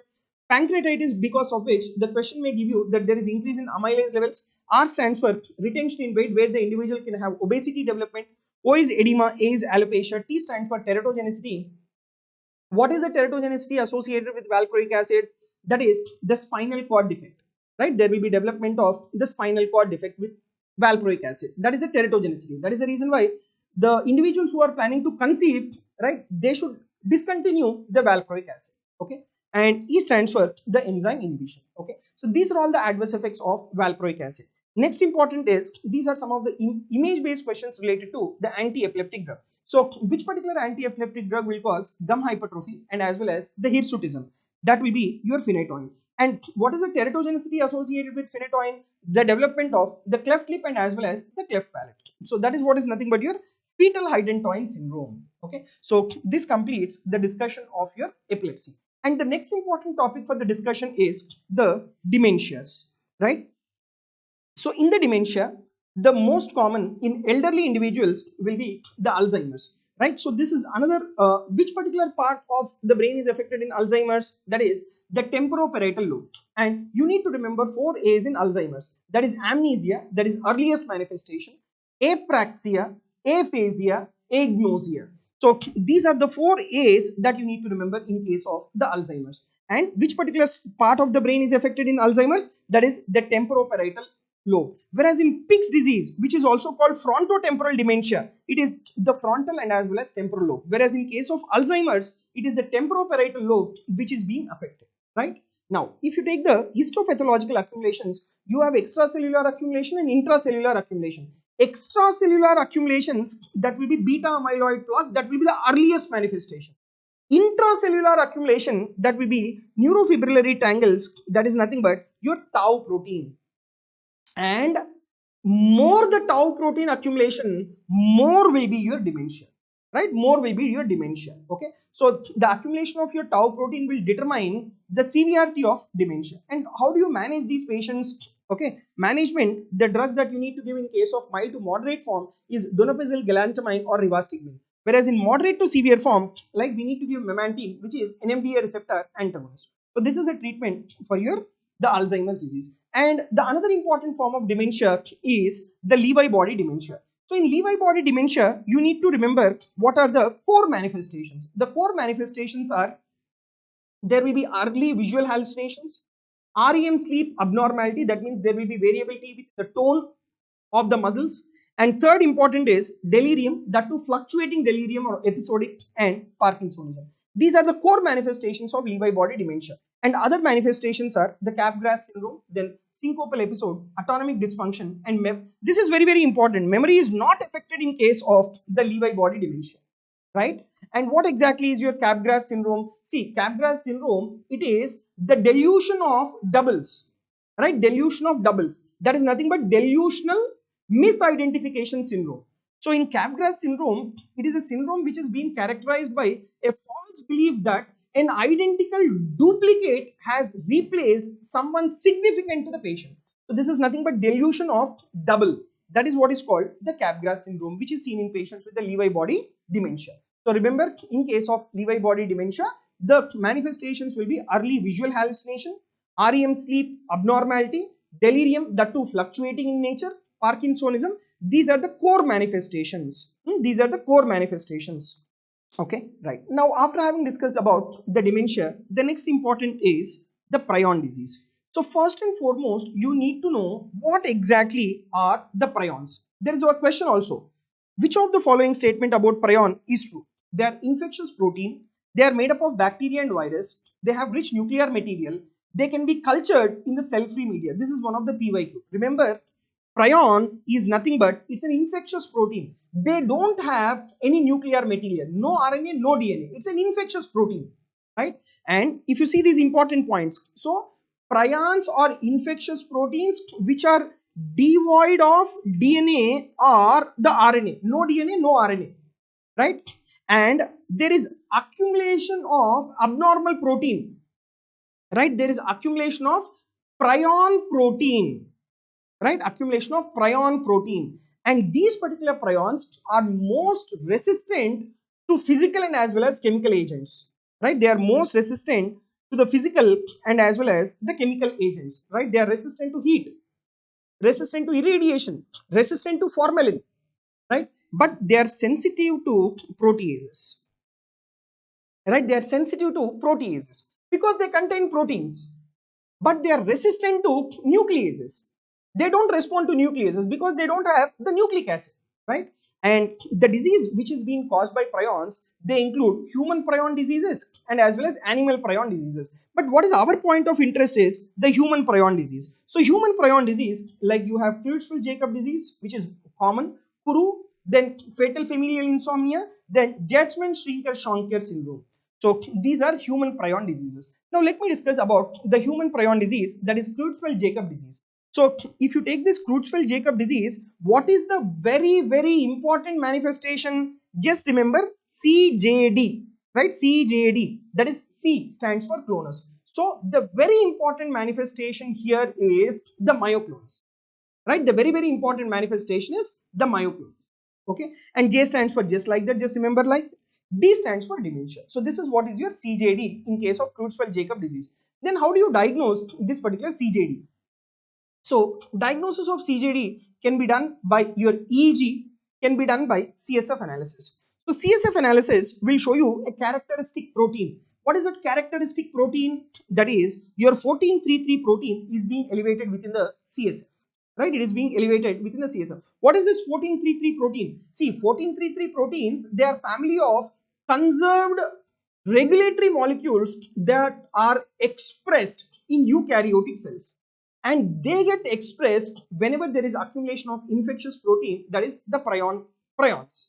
Okay, that is 1433 protein is being elevated. Then what will be the characteristic EEG pattern? The characteristic EEG pattern will be the triphasic wave pattern, right? The characteristic EEG pattern will be triphasic wave pattern. But this triphasic wave pattern is not just seen only in patients with the Creutzfeldt-Jakob disease. Triphasic wave pattern can also be seen in case of metabolic encephalopathy, can also be seen in case of hepatic encephalopathy, right? And where exactly will be the pathology when you do an MRI in these patients? You will observe the pathology is in the caudate nucleus and as well as putamen, right? And do you have any treatment for this Creutzfeldt-Jakob disease? There is no specific treatment in these patients with the Creutzfeldt-Jakob disease, right? So this is about your CJD. Now, one important topic that is being left out is about the GB syndrome, that is the Guillain-Barré syndrome. Now, if you take this Guillain-Barré syndrome, what type of disorder is this? This Guillain-Barré syndrome, please remember, it is the demyelinating disorder of the peripheral nervous system. Whereas multiple sclerosis, what did I tell you? That is a demyelinating disorder of the central nervous system, right? Demyelinating disorder of central nervous system. Whereas here, it is a demyelinating disorder of the peripheral nervous system. And in order to develop this Guillain-Barré syndrome, there should be some pre-existing infection. Either the respiratory tract infection or the gastrointestinal infection should be there for the development of the Guillain-Barré syndrome. So, what type of hypersensitivity reaction is this? It's a type 4 hypersensitivity reaction. Why? Because these patients, they will have 8 to 10 days before a respiratory tract infection by the viruses, or there will be gastrointestinal infection by certain bacteria, right? After 8 to 10 days, the pathology or pathogenesis will be in the form of molecular mimicry. The antibodies that are being formed against these particular organisms, these antibodies, they will go and attack the myelin sheath which is present in the peripheral nerve, causing the peripheral demyelination. So that is the reason why it is a type 4 hypersensitivity reaction. Now, which of the following is the most common antecedent infection? Remember, you have viral and bacterial infection. The most common is bacterial infection, that is the Campylobacter jejuni, right? Now, what is the earliest manifestation in Guillain-Barré syndrome? That is distal areflexia. That is, the ankle jerk is being lost. That is the earliest manifestation in case of the Guillain-Barré syndrome. And the type of paralysis that you will see in Guillain-Barré syndrome is lower motor neuron type of paralysis. That is, flaccid paralysis will be there. And the type of paralysis will be ascending paralysis. So initially the lower limbs will be affected, then trunk muscles, then upper limb muscles, and finally respiratory failure will be there. So type of respiratory failure that you will see in the Guillain-Barré syndrome will be type 2 respiratory failure. Why is that? Because of the involvement of the respiratory muscles. And if you see the cranial nerves which are being affected here, it is bilateral seventh nerve palsy that you will see in patients with the Guillain-Barré syndrome. And these patients, they will also have the autonomic involvement, due to which there can be postural hypotension, there can be brady or tachycardia, and there can be also profuse diaphoresis, right? And you have 4 important forms of Guillain-Barré syndrome. These are the 4 important forms. Out of which, what is the most important form? The most important form is your AIDP, that is acute inflammatory demyelinating polyneuropathy, right? Now, the next important is, let us discuss about the MFS, that is Miller-Fisher syndrome. So, what is the most common cranial nerve which is affected in Miller-Fisher syndrome? 7th, 3rd, 6th, 10th. Please remember, it is the oculomotor nerve which is being affected in Miller-Fisher syndrome. So, in Miller-Fisher syndrome, as such, a rare variety, and the earliest manifestation in Miller-Fisher will be the cranial nerve involvement. And what is that cranial nerve which is being affected? That is oculomotor nerve which is being affected. And this is characterized by a triad, and that particular triad is OAA. What is this OAA? Ophthalmoplegia, areflexia, and ataxia. And what is the antibody in Miller-Fisher's? That will be anti-GQ1. Whereas in Guillain-Barré syndrome, that is AIDP, that is anti-GM1 antibody. But whereas here, it is anti-GQ1 antibody that you need to know. And how will be the prognosis in patients with Guillain-Barré syndrome? It's a good prognosis. But only in 5% of patients, they may go into total motor paralysis, where there is involvement of respiratory muscles causing the death of the individual. Then what will be the CSF finding? The CSF finding will be in the form of albuminocytological dissociation. Albumin level will be very high and cells will be normal. And the same thing, what is the differential diagnosis for your albuminocytological dissociation? That is Freund syndrome. What is Freund syndrome? That is nothing but the spinal block by the tumor. That is what is called the Freund syndrome. The other investigations are nerve conduction studies will show you demyelination, right? And nerve conduction studies also will show you that F reflex latency is increased. MRI will show you that there is demyelination of the peripheral nervous system, and investigation of choice will be anti-GM1. Whereas for Miller-Fisher's, that is anti-GQ1. Then how do you treat these patients with the Guillain-Barré syndrome? Guillain-Barré syndrome, there are 2 important methodologies. Drug of choice will be IVIG, and then plasmapheresis. There is no role of steroids here. There is no role of steroids in patients with the Guillain-Barré syndrome. Okay, so this is about your Guillain-Barré syndrome. So with this, we are done with the discussion related to the topics of the entire neurology. So these are all the topics which we have covered in this quick revision of 2 hours of the neurology.